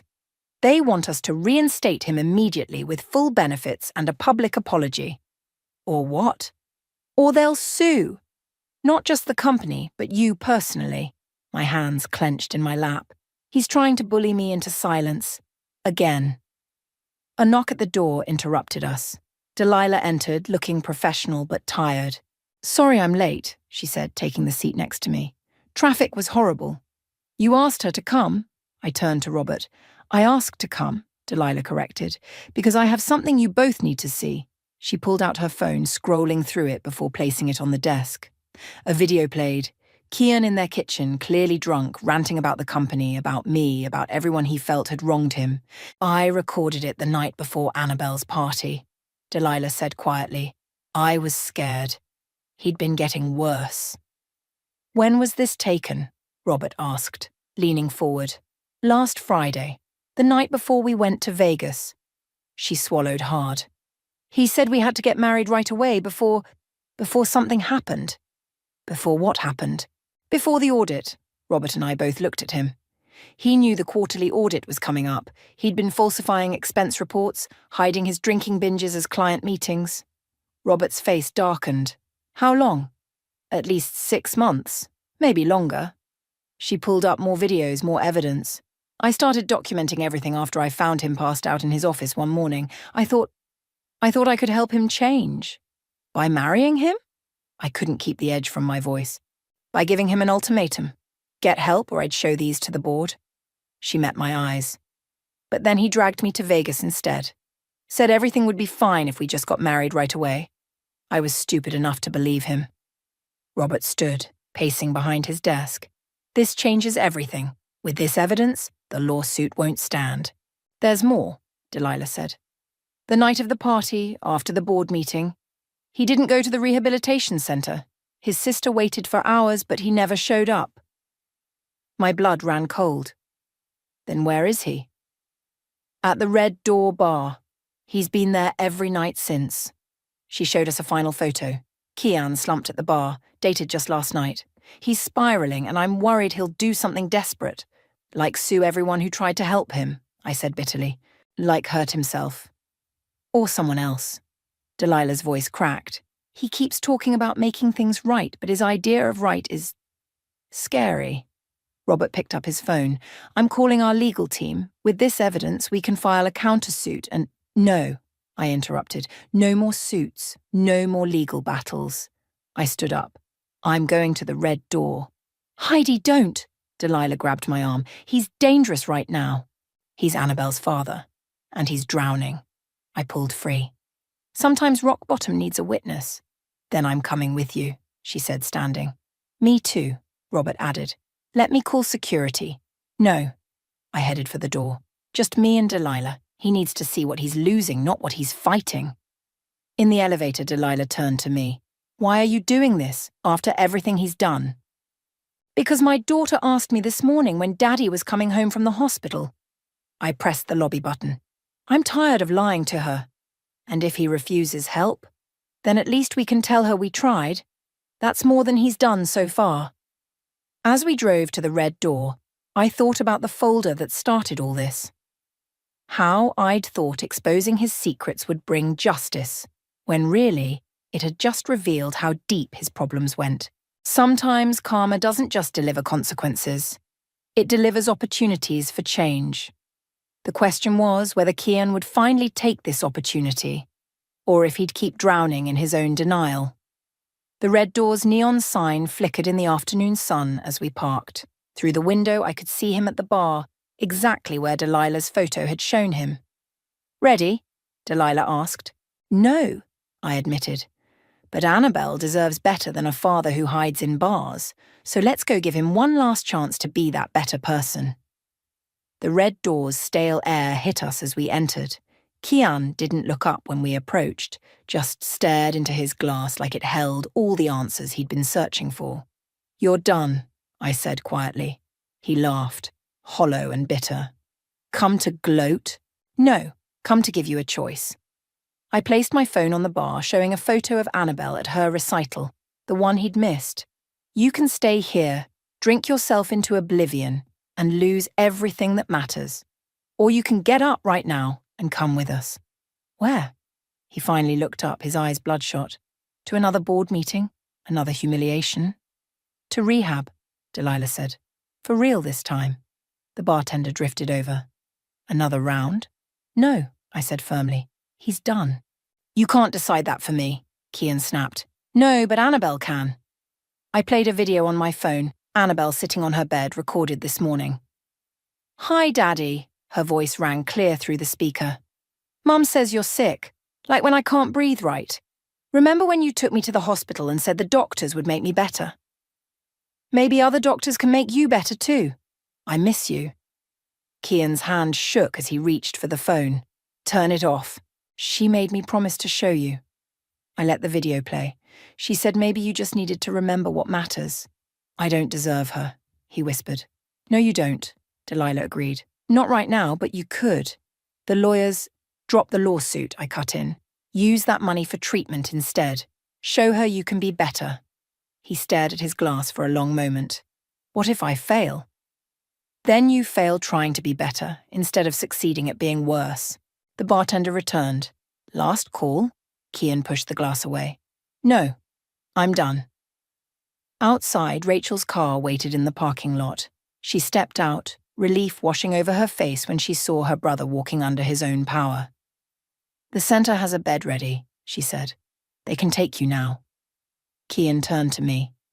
"Will you tell her that I'm really going this time?" "I'll tell her you're fighting to get better. The rest is up to you." "I'll send you updates," Rachel promised as she helped him into the car. "Weekly reports if you want them." "No," I shook my head. "Let him earn the right to give updates himself, when he's ready." As Rachel's car pulled away, Delilah touched my arm. "Why did you really come today?" "Because revenge wasn't the answer." I watched the car disappear around the corner. "Annabelle deserves to know we tried everything before letting go." My phone buzzed. A text from Nancy. "Annabelle's asking about dinner. Everything okay?" "Want to grab pizza?" I asked Delilah. I know a 9-year-old who'd love to hear how her father's finally getting help. She smiled, tears in her eyes. "I'd like that." At home, Annabelle launched herself into my arms. "Did you find Daddy? Is he going to the hospital?" "Yes, baby, he's getting help." "Real help this time," Delilah added, setting the pizza on the counter. Nancy raised an eyebrow at Delilah's presence, but said nothing as Annabelle dragged her new almost stepmom to see her book collection. "You know this might not work," Nancy said quietly. "I know. But she needs to see we tried, that sometimes love means making hard choices. Like showing those photos. Like giving someone a chance to change, even when they've hurt you." Annabelle's laugh drifted from her room as she showed Delilah her favourite stories. Stories about redemption, about second chances, about people choosing to be better. My phone buzzed again. A message from Robert. "Board-approved medical leave for Kian. Treatment fully covered. You did the right thing." I watched Annabelle teaching Delilah her special pizza eating technique, folding it just so to catch all the toppings. Two people connected by a man who'd hurt them both, finding comfort in each other's strength. "Mom," Annabelle called. "Can we read my new book? The one about the dad who learns to be brave?" "Of course, baby." As I joined them, watching my daughter snuggle between me and the woman who could have been her stepmother, I realized something important. Sometimes the biggest act of revenge isn't exposing someone's secrets or destroying their life. Sometimes it's showing them exactly what they could lose, then giving them one last chance to save it. "Read the part about being brave again," Annabelle requested, her eyes heavy with sleep. And so we did. 3 people bound by love for a little girl, hoping that somewhere across town, her father was finally finding the courage to be brave too. Not for revenge, not for karma, but for the chance to be worthy of his daughter's love. That's the thing about karma. Sometimes it doesn't just deliver justice. Sometimes it delivers hope. I stood frozen in the hallway, my mother's words piercing through the thin walls of our family home. "It's just Natasha. She'll understand if we cancel the vacation. She always does. My name is Natasha, and I've spent 29 years being just Natasha to my family. The invisible daughter, the reliable one, the one who would understand." "But what about the deposit we already paid for the beach house?" My father's voice carried through. "We've been doing this family vacation for 15 years. Douglas says Simone's wedding venue alone is costing a fortune," my mother replied. "And you know how special this is for her. She's been dreaming of her perfect day since she was little." I pressed my back against the wall, my hands clenching into fists. Of course, Simone, my cousin, the family's golden child, was getting married in 3 months, and apparently that meant everything else had to revolve around her wishes. "Hey, sweetie!" My mother's voice startled me as she emerged from the living room. "I didn't hear you come in." "You never do," I muttered under my breath. "What was that?" "Nothing." I forced a smile. "Just stopped by to drop off those family photos you wanted for Simone's wedding slideshow." My mother's face lit up. "Oh, perfect. Simone will be so pleased. She's been stressed about getting everything together. The venue is gorgeous, but it's really stretching everyone thin." "So thin that we're canceling the annual vacation?" The words tumbled out before I could stop them. Her expression fell. "Oh, you heard that." "Kinda hard not to. Honey, you know how important this is for Simone. And you're so good with money, always saving. Unlike some people." She gave me that look, the one that suggested I should be grateful for my sensible nature, even though it was the very thing that made them take me for granted. My phone buzzed. A text from Rosalie. "Still on for drinks?" "I have to go," I said, already heading for the door. Meeting Rosalie. "Wait, Natasha!" my father called out, appearing in the hallway. "We should talk about this." "Nothing to talk about. I understand. I always do, right?" The drive to the Copper Pot, my usual meeting spot with Rosalie, was a blur of angry tears and white-knuckled steering wheel gripping. When I arrived, she took one look at my face and ordered 2 martinis. "Spill!" she commanded, sliding one glass toward me. "They're canceling the family vacation to help pay for Simone's wedding," I said, taking a long sip. 15 years of tradition, gone, because Princess Simone needs the perfect venue. Rosalie's eyes widened.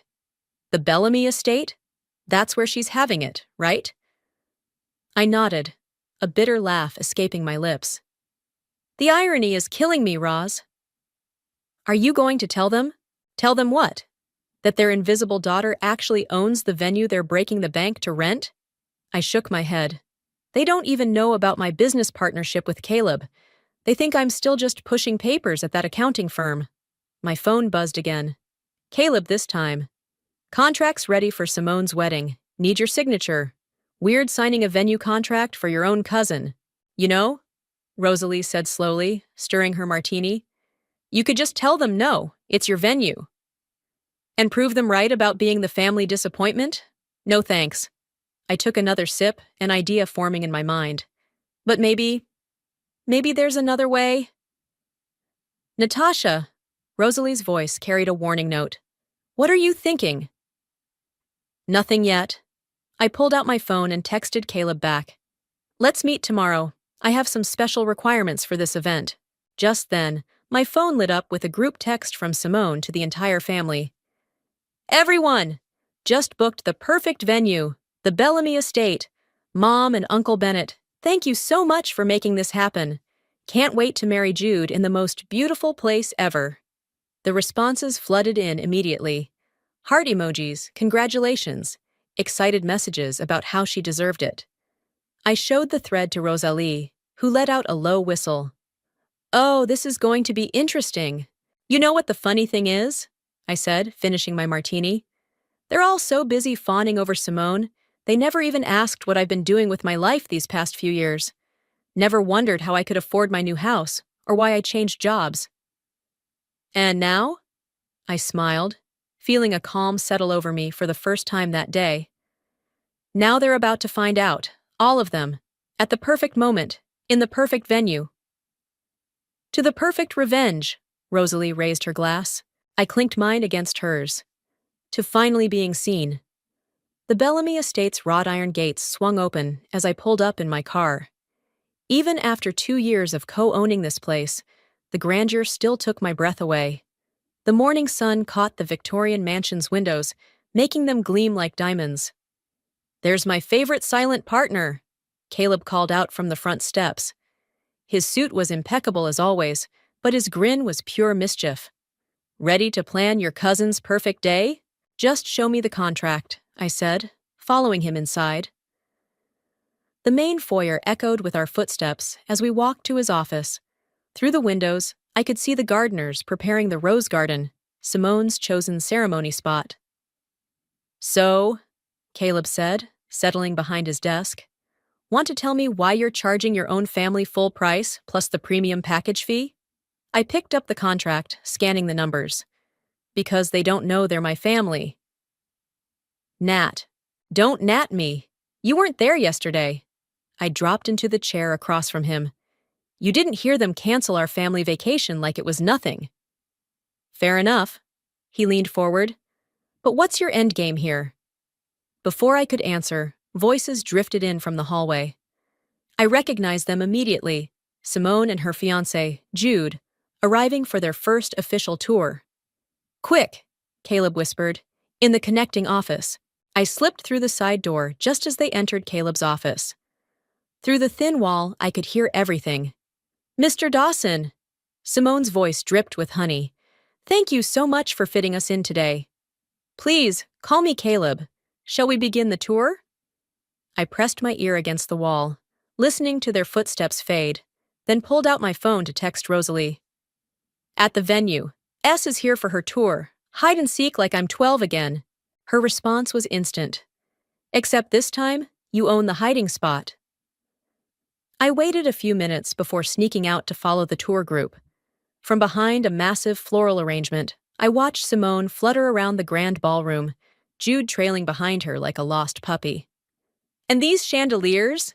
She gushed. Daddy, aren't they just perfect? I hadn't even noticed my Uncle Douglas was there until he spoke. Whatever makes you happy, princess. Though the price tag is quite steep. But worth every penny, Caleb smoothly interjected, catching my eye across the room before quickly looking away. The Bellamy estate is quite exclusive. Speaking of exclusive, Simone said, I heard the mysterious owner never shows up to events. Is that true? I had to bite my lip to keep from laughing. The mysterious owner story was something Caleb and I had cultivated deliberately. It added to the venue's allure, and more importantly, it kept my involvement hidden. The owner prefers to remain private, Caleb replied diplomatically, but they're very involved in operations. How fascinating, Simone mused. Maybe they'll make an exception for my wedding. It is going to be the event of the season, after all. Oh, I can guarantee the owner will be there, Caleb said, and I could hear the smile in his voice. My phone buzzed again. A message from my mother. Simone's touring the venue today. Isn't it exciting? Maybe you could help with some of the planning? You're so good with details. I typed back, Sure, Mom, I'd love to help plan things at the Bellamy estate. The tour continued to the garden, and I followed at a safe distance. Watching Simone twirl among the roses I'd personally selected 2 years ago, I felt a strange mix of anger and satisfaction. "The garden will be perfect for the ceremony," she declared. "Though these white roses, could they be pink instead?" "The garden design is fixed," Caleb said firmly. "The owner is quite particular about maintaining the estate's aesthetic." Simone's face fell slightly. "Oh, well, I suppose white is classic." After they left, I emerged from my hiding spot and found Caleb waiting in his office. "You enjoyed that way too much," I accused. He shrugged. "Can you blame me? It's not every day I get to play double agent." His expression turned serious. "But Natasha, are you sure about this? Once you reveal yourself at the wedding—" "I've spent my whole life being invisible to them," I said, picking up the contract. "Always in Simone's shadow, always just Natasha. Well, now I own her perfect day, and when the time comes, they'll finally see me." "Your signature, then?" He held out a pen. I signed with a flourish, feeling the weight of years of silence in that single action. "Let the show begin," I murmured, handing him back the contract. "Indeed."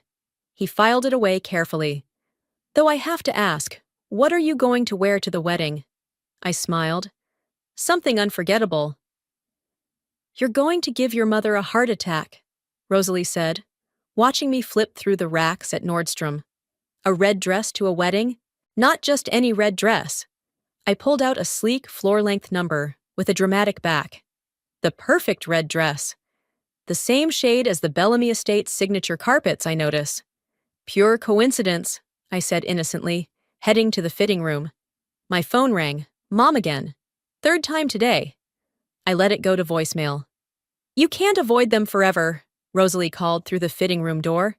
"The wedding's in 8 weeks. Watch me." I stepped out in the dress, and Rosalie's jaw dropped. "Okay, that's... Wow.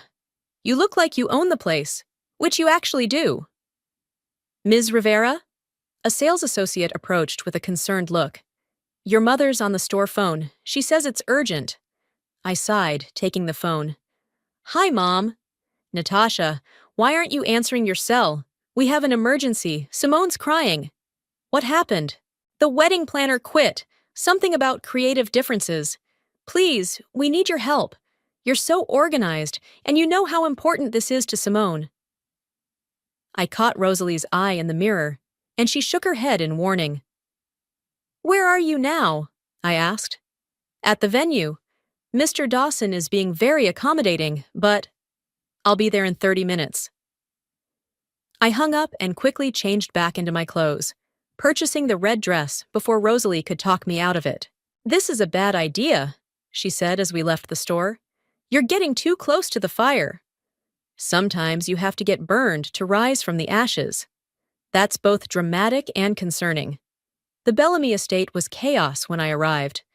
Simone sat in the grand hall, mascara running down her face, while my mother hovered anxiously. Caleb stood to the side, maintaining his professional facade despite the obvious amusement in his eyes. "Thank God you're here," Mom rushed over. "We need someone who can take charge." "What exactly happened?" I asked, watching Simone dab at her eyes with an embroidered handkerchief. "She wanted to change everything," Simone wailed. "The flowers, the timing, the table arrangements. She said my vision was tacky." Caleb coughed suddenly, covering what sounded suspiciously like a laugh. "I can help," I said carefully, "but you'll need to work with the venue's requirements." Of course, Mom said quickly. "Mr. Dawson has been very clear about the owner's specifications." "The owner," Simone sniffed. "Who is this person anyway, so controlling about their precious venue?"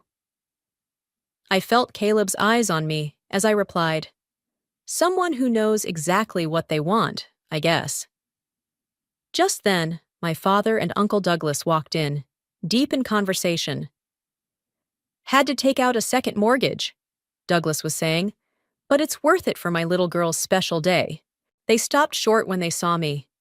"Natasha?" Dad looked surprised. "What are you doing here?" "Helping," Mom jumped in. "She's going to coordinate the wedding now that horrible planner is gone." "You?" Simone's tone made the single word feel like a slap. But you've never even been to a proper wedding. I've been to plenty, I said evenly, including 3 here at the Bellamy estate. How would you know that? Mom asked. I follow their social media, I lied smoothly. Very closely. Well, Douglas said, clearly skeptical, as long as you understand this needs to be perfect, money's no object. Except for family vacations, I muttered. What was that? Nothing, just making notes. I pulled out my phone, pretending to type. Why don't we start with the basics? For the next hour, I listened to Simone's increasingly elaborate demands, knowing full well which ones would be quietly denied by the mysterious owner. Caleb occasionally caught my eye, his subtle head shakes or nods guiding my responses. And for the entrance, Simone was saying, I want doves released as I come down the grand staircase. No live animals, Caleb and I said simultaneously. Everyone stared at us. I quickly added, I've read that's one of the venue's policies. Correct, Caleb confirmed smoothly. Owner's orders. This is impossible, Simone stood up dramatically. Everything I want is either against policy or not allowed. Who is this owner? I demand to speak to them. Careful what you wish for, I whispered, too quietly for anyone to hear. The owner's decisions are final, Caleb stated firmly. But I assure you, Ms. Rivera, your wedding will be unforgettable. Looking at my family, my oblivious, self-absorbed family, I couldn't help but smile. Yes, I agreed. It certainly will be. The florist needs your signature on this, Caleb said, sliding a paper across his desk. And before you ask, yes, Simone already tried to change the arrangements 3 times this morning. I signed the form without looking. 6 weeks until the wedding, and I'd somehow become both the invisible coordinator and the secret venue owner blocking all of Simone's improvements. She called again about painting the gazebo pink, he added. Let me guess, for aesthetic harmony? Actually, she said it would pop better in photos. The door burst open, and Simone swept in, followed by her ever-present entourage. My mother, her mother, and 2 bridesmaids I'd never met. Oh, she stopped short. Natasha, what are you doing in Mr. Dawson's office? Going over the flower arrangements, I said, sliding the paper into a folder. Everything's on schedule. Speaking of schedule, Simone's eyes narrowed. Why wasn't I informed about the meeting with the florist? Because there wasn't one, Caleb intervened smoothly. Just routine paperwork. Now, what can I help you ladies with? The owner, Simone declared. We brought champagne. I thought perhaps we could persuade them to join us for a toast. I caught Caleb fighting back a smile. I'm afraid they're not available. Are they ever available? Simone's mother asked. It's rather rude, isn't it? Considering how much we're paying. My mother nodded in agreement. And after we canceled our vacation to afford this place. Mom, I warned, but she continued. The least they could do is meet with us once, unless... She looked around conspiratorially. Are they some kind of celebrity? Is that why they're so secretive? The owner values their privacy, Caleb said diplomatically. But I assure you, they're very involved in ensuring every event here is perfect. Well, I think it's suspicious, Simone announced. Daddy says only people with something to hide act this mysterious. I stood up abruptly. I need some air. Oh, while you're up, Simone called after me. Could you check on the table linens? The sample they sent over was completely wrong. I walked out without responding, heading for my favorite spot, the hidden alcove in the library. To my surprise, Jude was there, staring out the window. Sorry, I said, turning to leave. No, wait. He looked exhausted. Can we talk? Actually talk? I hesitated, then sat in the window seat across from him. What's on your mind? Is this normal? All of... He gestured vaguely. This? The wedding drama? The money, the demands, the way everyone walks on eggshells around Simone. He ran a hand through his hair. Yesterday she cried for 3 hours because the shade of pink on the menus was wrong. And you're just noticing this now? I guess I never saw this side of her before. Or maybe I didn't want to. He looked at me directly. How do you deal with it? Being treated like the family assistant? Before I could answer, voices approached. We both tensed. Just don't understand why Natasha's suddenly so involved, Simone was saying. She's never cared about weddings before. She's trying to help, dear, my mother replied, and she's doing a good job. Please, she's probably just jealous. You know she's never even had a serious boyfriend? And now she's managing my perfect wedding. It must be killing her. Their voices faded down the hallway. Jude looked mortified. He stood awkwardly. Go, I finished for him. Your fiancé's waiting. After he left, I pulled out my phone and texted Rosalie. Need drinks, now. An hour later, I was at our usual spot, recounting everything to Rosalie. So even the groom is having doubts, she mused. This just keeps getting better. I almost told him right there, I admitted, about owning the venue. Why didn't you? Because... I stirred my drink. Because when I do tell them, I want everyone to know at once. I want to see all their faces when they realize that just Natasha owns the place they mortgaged their house to afford. Speaking of which, Rosalie leaned forward, have you figured out exactly how you're going to do it? Actually, yes. I pulled out my phone and showed her the wedding schedule. See this spot here, where Simone insisted on having the owner thanked publicly? Oh, no. Oh, yes. I'll be introduced as the venue owner right after their first dance, in my perfect red dress. You're evil, Rosalie grinned. I love it. My phone buzzed with a text from Caleb. Simone's demanding to speak to the owner again, says she'll go to the media about our suspicious behavior if we don't comply.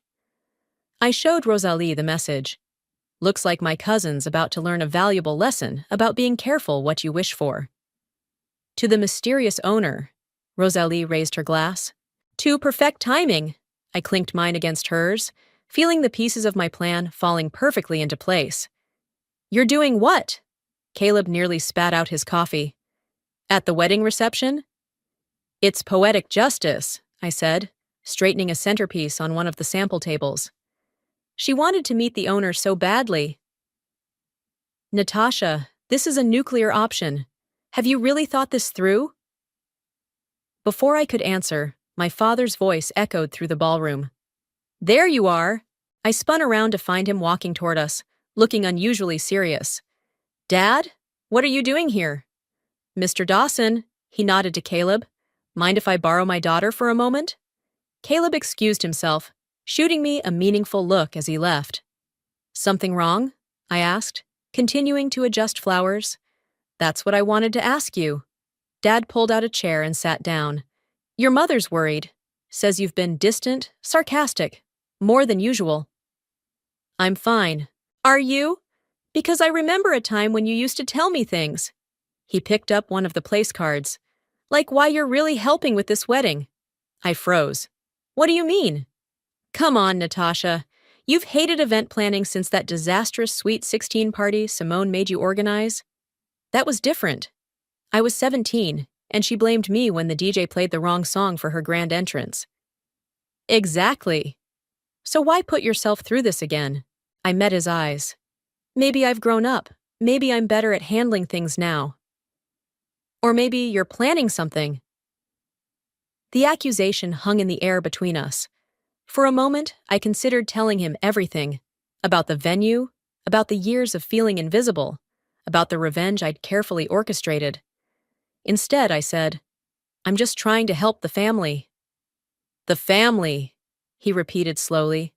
The same family that canceled our vacation? Don't think I didn't notice how that hurt you. Did you? I couldn't keep the bitterness from my voice. Because you seemed pretty okay with it at the time. I wasn't. But sometimes we make sacrifices for family. Some of us more than others, apparently. He stood up, straightening his jacket. Whatever you're planning, Natasha, and don't tell me you're not planning something, just remember that some bells can't be unrung. Is that supposed to be advice or a warning? Both, maybe. He headed for the door, then paused. You know, you remind me more of your mother every day. Mom? The eternal peacekeeper? No, he smiled sadly. The woman who once set her sister's car on fire because she stole her prom date. Ask her about it sometime. He left me standing there, mind reeling.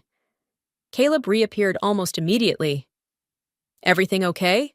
I think my dad just tried to warn me about myself, I said, still processing, while simultaneously telling me I'm like my mother, who apparently has a secret arsonist past. My phone buzzed, a text from Simone. Emergency meeting at the venue now. Bring the color swatches. Duty calls? Caleb asked, reading over my shoulder. When doesn't it? I found Simone in the bridal suite, surrounded by fabric samples and looking like she'd been crying. Finally! She exclaimed. Look at this! The bridesmaids' dresses don't match the exact shade of the table runners. I picked up both items. They were identical. Simone, these are the same color. No, they're not. This is Blush Dream, and this is Dawn's First Light. They're completely different. They're both pink. This is why you're single, she snapped. No attention to detail, no romance in your soul. I counted to 10 silently. What do you want me to do about it? Fix it. Talk to the owner. Make them change the runners. The runners were custom-made months ago. They're not changing them 4 weeks before the wedding. God, whose side are you on? She threw a fabric swatch across the room. Ever since we were kids, you've been trying to ruin my special moments. Excuse me? Like my Sweet 16. You hired that terrible DJ on purpose. I was 17, and working with the budget you gave me. See? Always excuses with you, never taking responsibility. She stood up, mascara streaking down her cheeks. Well, you're not ruining my wedding. I want to speak to the owner, today. Careful what you wish for, I muttered. What? Nothing. I'll talk to Caleb. As I left the bridal suite, I pulled out my phone and texted Rosalie. Dad knows something's up. Simone's having a meltdown. Mom apparently has a secret bad girl past. Still want to be my witness when I blow this whole thing up? Her response was immediate. Wouldn't miss it for the world. I smiled, tucking my phone away. 4 weeks to go, and the fuse was already lit. The red dress is too much, my mother said, barging into my house unannounced. You need to return it. I looked up from my laptop, where I'd been reviewing the wedding timeline. 2 weeks to go. Hello to you too, Mom. Please, come in. She waved a hand dismissively. Simone saw it in your car when you were at the venue yesterday. She's upset. Why? Because I'm not wearing beige like all the other cousins? Because it's attention-seeking. She sat down heavily on my couch. And you know how important this day is to her. Right. Important enough to cancel our family vacation. Are you still on about that? She sighed. You know, I came here to tell you something else, but now I'm not sure I should. What is it? Your father thinks you're up to something. She leaned forward. He says you're acting like I used to. You mean before you set Aunt Linda's car on fire? Her face went pale. He told you about that? Just the headline, not the story. I closed my laptop. Care to fill in the details? That was different, she said quickly. Linda had been. She always took everything from me. My clothes, my friends, my dates. The prom was just the last straw. Sounds familiar. What's that supposed to mean? Nothing. I stood up. I need to get to the venue. Final walkthrough today. Natasha! Her voice stopped me. Whatever you're planning, just remember that family is all we have. Is it? Because lately, it feels like Simone is all this family has. I left her sitting there and drove to the Bellamy estate, where I found Caleb pacing in his office. We have a problem, he said as soon as I walked in. When don't we? Simone's father is threatening to sue. That stopped me. What? He's demanding to meet the owner, claiming we've breached contract by being unavailable for consultation. He handed me a letter. Says he'll take legal action if the owner doesn't attend the rehearsal dinner. Well, I smiled grimly. Looks like they'll get their wish a few days early. Natasha, no. We can handle this legally. I'm done hiding, Caleb. I picked up the wedding timeline from his desk. Move my reveal to the rehearsal dinner, right after the toasts. Are you sure about this? Before I could answer, voices approached. We both recognized them. Simone and Jude, arguing. I can't believe you're taking their side. Simone's voice carried through the door. I'm not taking sides. I'm just saying, maybe we should focus on getting married instead of fighting with the venue. The venue that's ruining everything. God, you're as bad as Natasha. I opened Caleb's office door, making them both jump. Speaking of me, I said coolly, the final walkthrough is scheduled for now. Shall we? The next hour was excruciating. Simone critiqued everything while Jude looked increasingly uncomfortable. When we reached the grand staircase, she turned to me. The runner needs to be wider. Tell the owner. The runner is standard width, I replied. Tell the owner. Fine. I pulled out my phone and pretended to type. Done. Just like that? She looked suspicious. You have direct access to them? I have my ways. You know who it is, don't you? She grabbed my arm. Tell me! Simone, Jude warned. No, I want to know. Everyone's been blocking me at every turn, and somehow my nobody cousin has all the answers. Careful, I said quietly, removing her hand from my arm. Or what? You'll tell the mysterious owner on me? She laughed bitterly. You know what? I bet there is no owner. I bet this is all some elaborate scam. My phone buzzed. A text from Mom. Coming to the walkthrough. Need to talk to you. Perfect. More witnesses. The owner is very real, I said, my voice steady. And you'll meet them at the rehearsal dinner. Simone's eyes widened. What? How did you arrange that? Let's just say I can be very persuasive. I knew it. She clapped her hands. Finally, I have so many changes to discuss with them. I'm sure you do. I checked my watch. Now, if you'll excuse me, I need to prepare some paperwork for the owner. As I walked away, I heard Jude ask quietly, Are you sure you want to meet them? Something feels off about this. Don't be ridiculous, Simone replied. What's the worst that could happen? I smiled to myself, heading back to Caleb's office. The stage was set, the players were in position, and in 48 hours, they'd all learn exactly what happens when you push the quiet one too far. The rehearsal dinner buzzed with anticipation. I stood in Caleb's office, adjusting my red dress one last time. Ready? Rosalie asked, handing me a glass of water. I've been ready for years. A knock at the door. Caleb entered, looking sharp in his suit. Everyone's seated. Your family's wondering where you are. Let them wonder. I checked my lipstick. For about 5 more minutes. Natasha? He hesitated. Last chance to back out. Not a chance. I handed him the folder containing proof of ownership.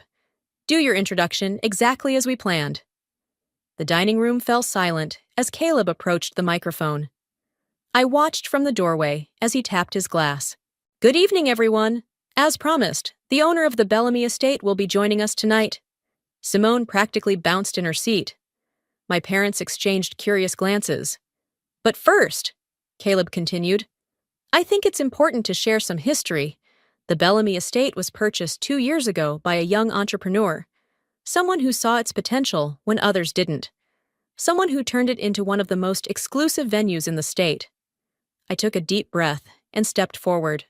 Someone, Caleb smiled, who's been here all along, ladies and gentlemen. Please welcome the owner of the Bellamy estate, Mr. Shahara. Silence was deafening. Front through my heels. The folder Caleb handed me felt heavy with 2 years of secrets. No, Simone broke the silence. This is a joke. It's not. I opened the folder, sliding the ownership papers toward her. I bought this place 2 years ago with my business partner, Caleb. But, my mother's voice shook. How? Remember that boring accounting job you never asked about? I was actually managing investments, made some good ones, met Caleb, started this business.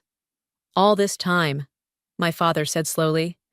The wedding planning, the venue requirements, were coming from me. I turned to Simone. Surprise! The mysterious owner you've been demanding to meet? The one whose rules kept blocking your perfect vision? That was just Natasha, the nobody cousin. Uncle Douglas stood up, face red. This is ridiculous. We paid a fortune for this venue. Yes, you did. Market rate, just like everyone else. I smiled. Even took out a second mortgage, I heard. Funny how money was no object for Simone's wedding. But a family vacation was too expensive. You did this on purpose, Simone whispered.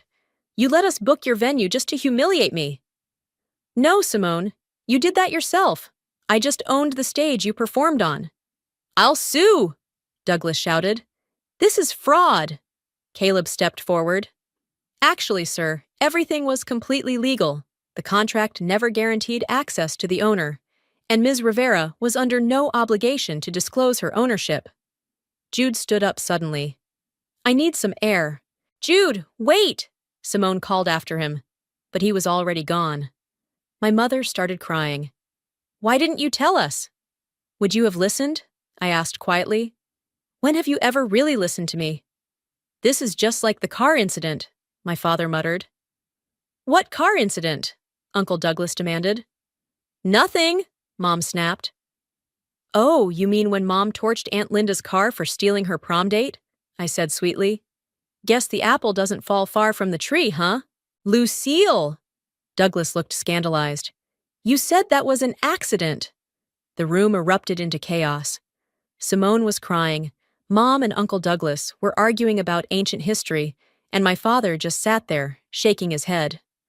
Well, Rosalie appeared at my elbow. This is going even better than expected. Caleb joined us. Should we intervene? No, I said, watching my family implode.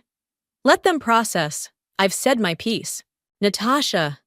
My father's voice cut through the noise. Everyone fell silent as he approached me. You orchestrated all of this. The wedding planning, the mysterious owner act, tonight's revelation. Why? I met his eyes. Because for once, I wanted you all to see me, really see me.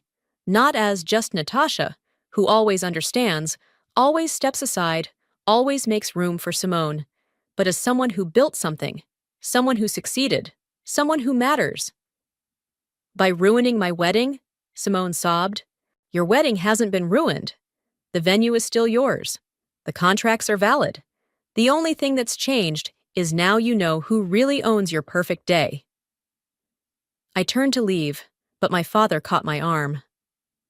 We always saw you, he said softly. We just didn't understand you, until now. I gently pulled away. Then maybe this revelation was overdue. As I walked out, Rosalie and Caleb flanking me, I heard Simone ask in a small voice, What about tomorrow? What about my wedding? I paused at the door. Don't worry, cousin. The show must go on. And tomorrow would be quite a show indeed. The morning of the wedding, I sat in my office at the Bellamy estate, watching the chaos unfold on the security monitors. Simone hadn't spoken to anyone since last night's revelation. Jude had disappeared for hours before finally returning at dawn. The family was fractured into whispering groups, shooting glances at each other across the venue. A knock at my door. Come in. My mother entered, looking tired but determined. You're not wearing the beige dress. No, I said, smoothing my red gown. I'm not. She sat down across from me. I've been thinking about what you said last night, about us not listening. She pulled something from her purse, an old photograph. Remember this? I took it. A teenage me at Simone's sweet 16, standing off to the side while everyone crowded around the birthday girl. I took this picture, Mom said quietly, and I never realized until now what it really showed, how we pushed you to the edges of your own family. Mom. Let me finish. She straightened her spine. What I did to Linda's car, it wasn't just about a prom date, it was about years of being overlooked, of being second choice. Sound familiar? Before I could respond, another knock. Dad walked in. The ceremony's starting soon, he said. Simone's asking for you, Natasha. Me? Says she won't walk down the aisle until she talks to you. I found Simone in the bridal suite, still in her robe, staring out the window. You're wearing red? she said without turning around. Yes. You know what's funny? She finally faced me. I always thought you were boring, predictable. Turns out you're the most dramatic one of all. Life's full of surprises. Jude almost left last night. Her voice cracked. Said he finally saw what kind of family he was marrying into. One that would cancel traditions and take out mortgages just to please their spoiled daughter. Is he wrong? No. She wiped a tear. That's what makes it worse. I've been horrible, haven't I? You've been Simone, the family princess. And you've been Natasha, the secret queen. She actually laughed. God, I can't believe you own this place. That all those times I complained about the mysterious owner. Were you actually complaining to the owner? Yeah. I deserve this, don't I? This humiliation? I walked to the window, standing beside her. This wasn't about humiliating you, Simone. It was about finally being seen, really seen. Well, I see you now. She turned to me. And I'm sorry for everything. Not just the wedding drama, but for years of treating you like my personal assistant instead of my cousin. A knock at the door. Jude poked his head in. Everyone's waiting. Are we doing this? Simone looked at me. Are we? It's your wedding day, I said. The venue is yours. Owner's orders. The ceremony went ahead as planned. I sat between my parents, watching Simone and Jude exchange vows under the gazebo, which remained stubbornly white, not pink. When they kissed, I felt my mother's hand slip into mine. At the reception, Uncle Douglas approached me, looking uncomfortable. The second mortgage, he said gruffly. It was wrong. Canceling the vacation was wrong. Yes, it was. Maybe, he cleared his throat. Maybe we could reschedule it. The whole family, including the owner of this fine establishment. I'll check my calendar. Later, as the party wound down, I found myself on the grand staircase with Caleb and Rosalie. So, Rosalie said, was it worth it, the big reveal? I watched my family below. Mom and Aunt Linda laughing about the car incident after all these years. Dad and Uncle Douglas already planning the rescheduled vacation. Simone and Jude dancing slowly, differently somehow, like they'd both grown up overnight. You know what? I said. It was, but not for the revenge. For what then? Caleb asked. For the truth. Sometimes you have to break things to fix them properly. Speaking of fixing things, my father called up from below, the owner of this beautiful venue owes her family a dance. I looked at my friends. Duty calls? Go, Rosalie smiled. Your family's waiting. As I descended the stairs in my red dress, I caught my reflection in the mirror. I wasn't invisible anymore. I wasn't just Natasha. I was the woman who built this, who owned this, who finally found her voice. And as I joined my family on the dance floor, I realized that sometimes the best revenge isn't revenge at all. Sometimes it's simply standing in your truth and letting everyone else adjust their vision to see you clearly at last. Ready to dance, owner? My father asked, extending his hand. I took it, smiling. I've been ready for years.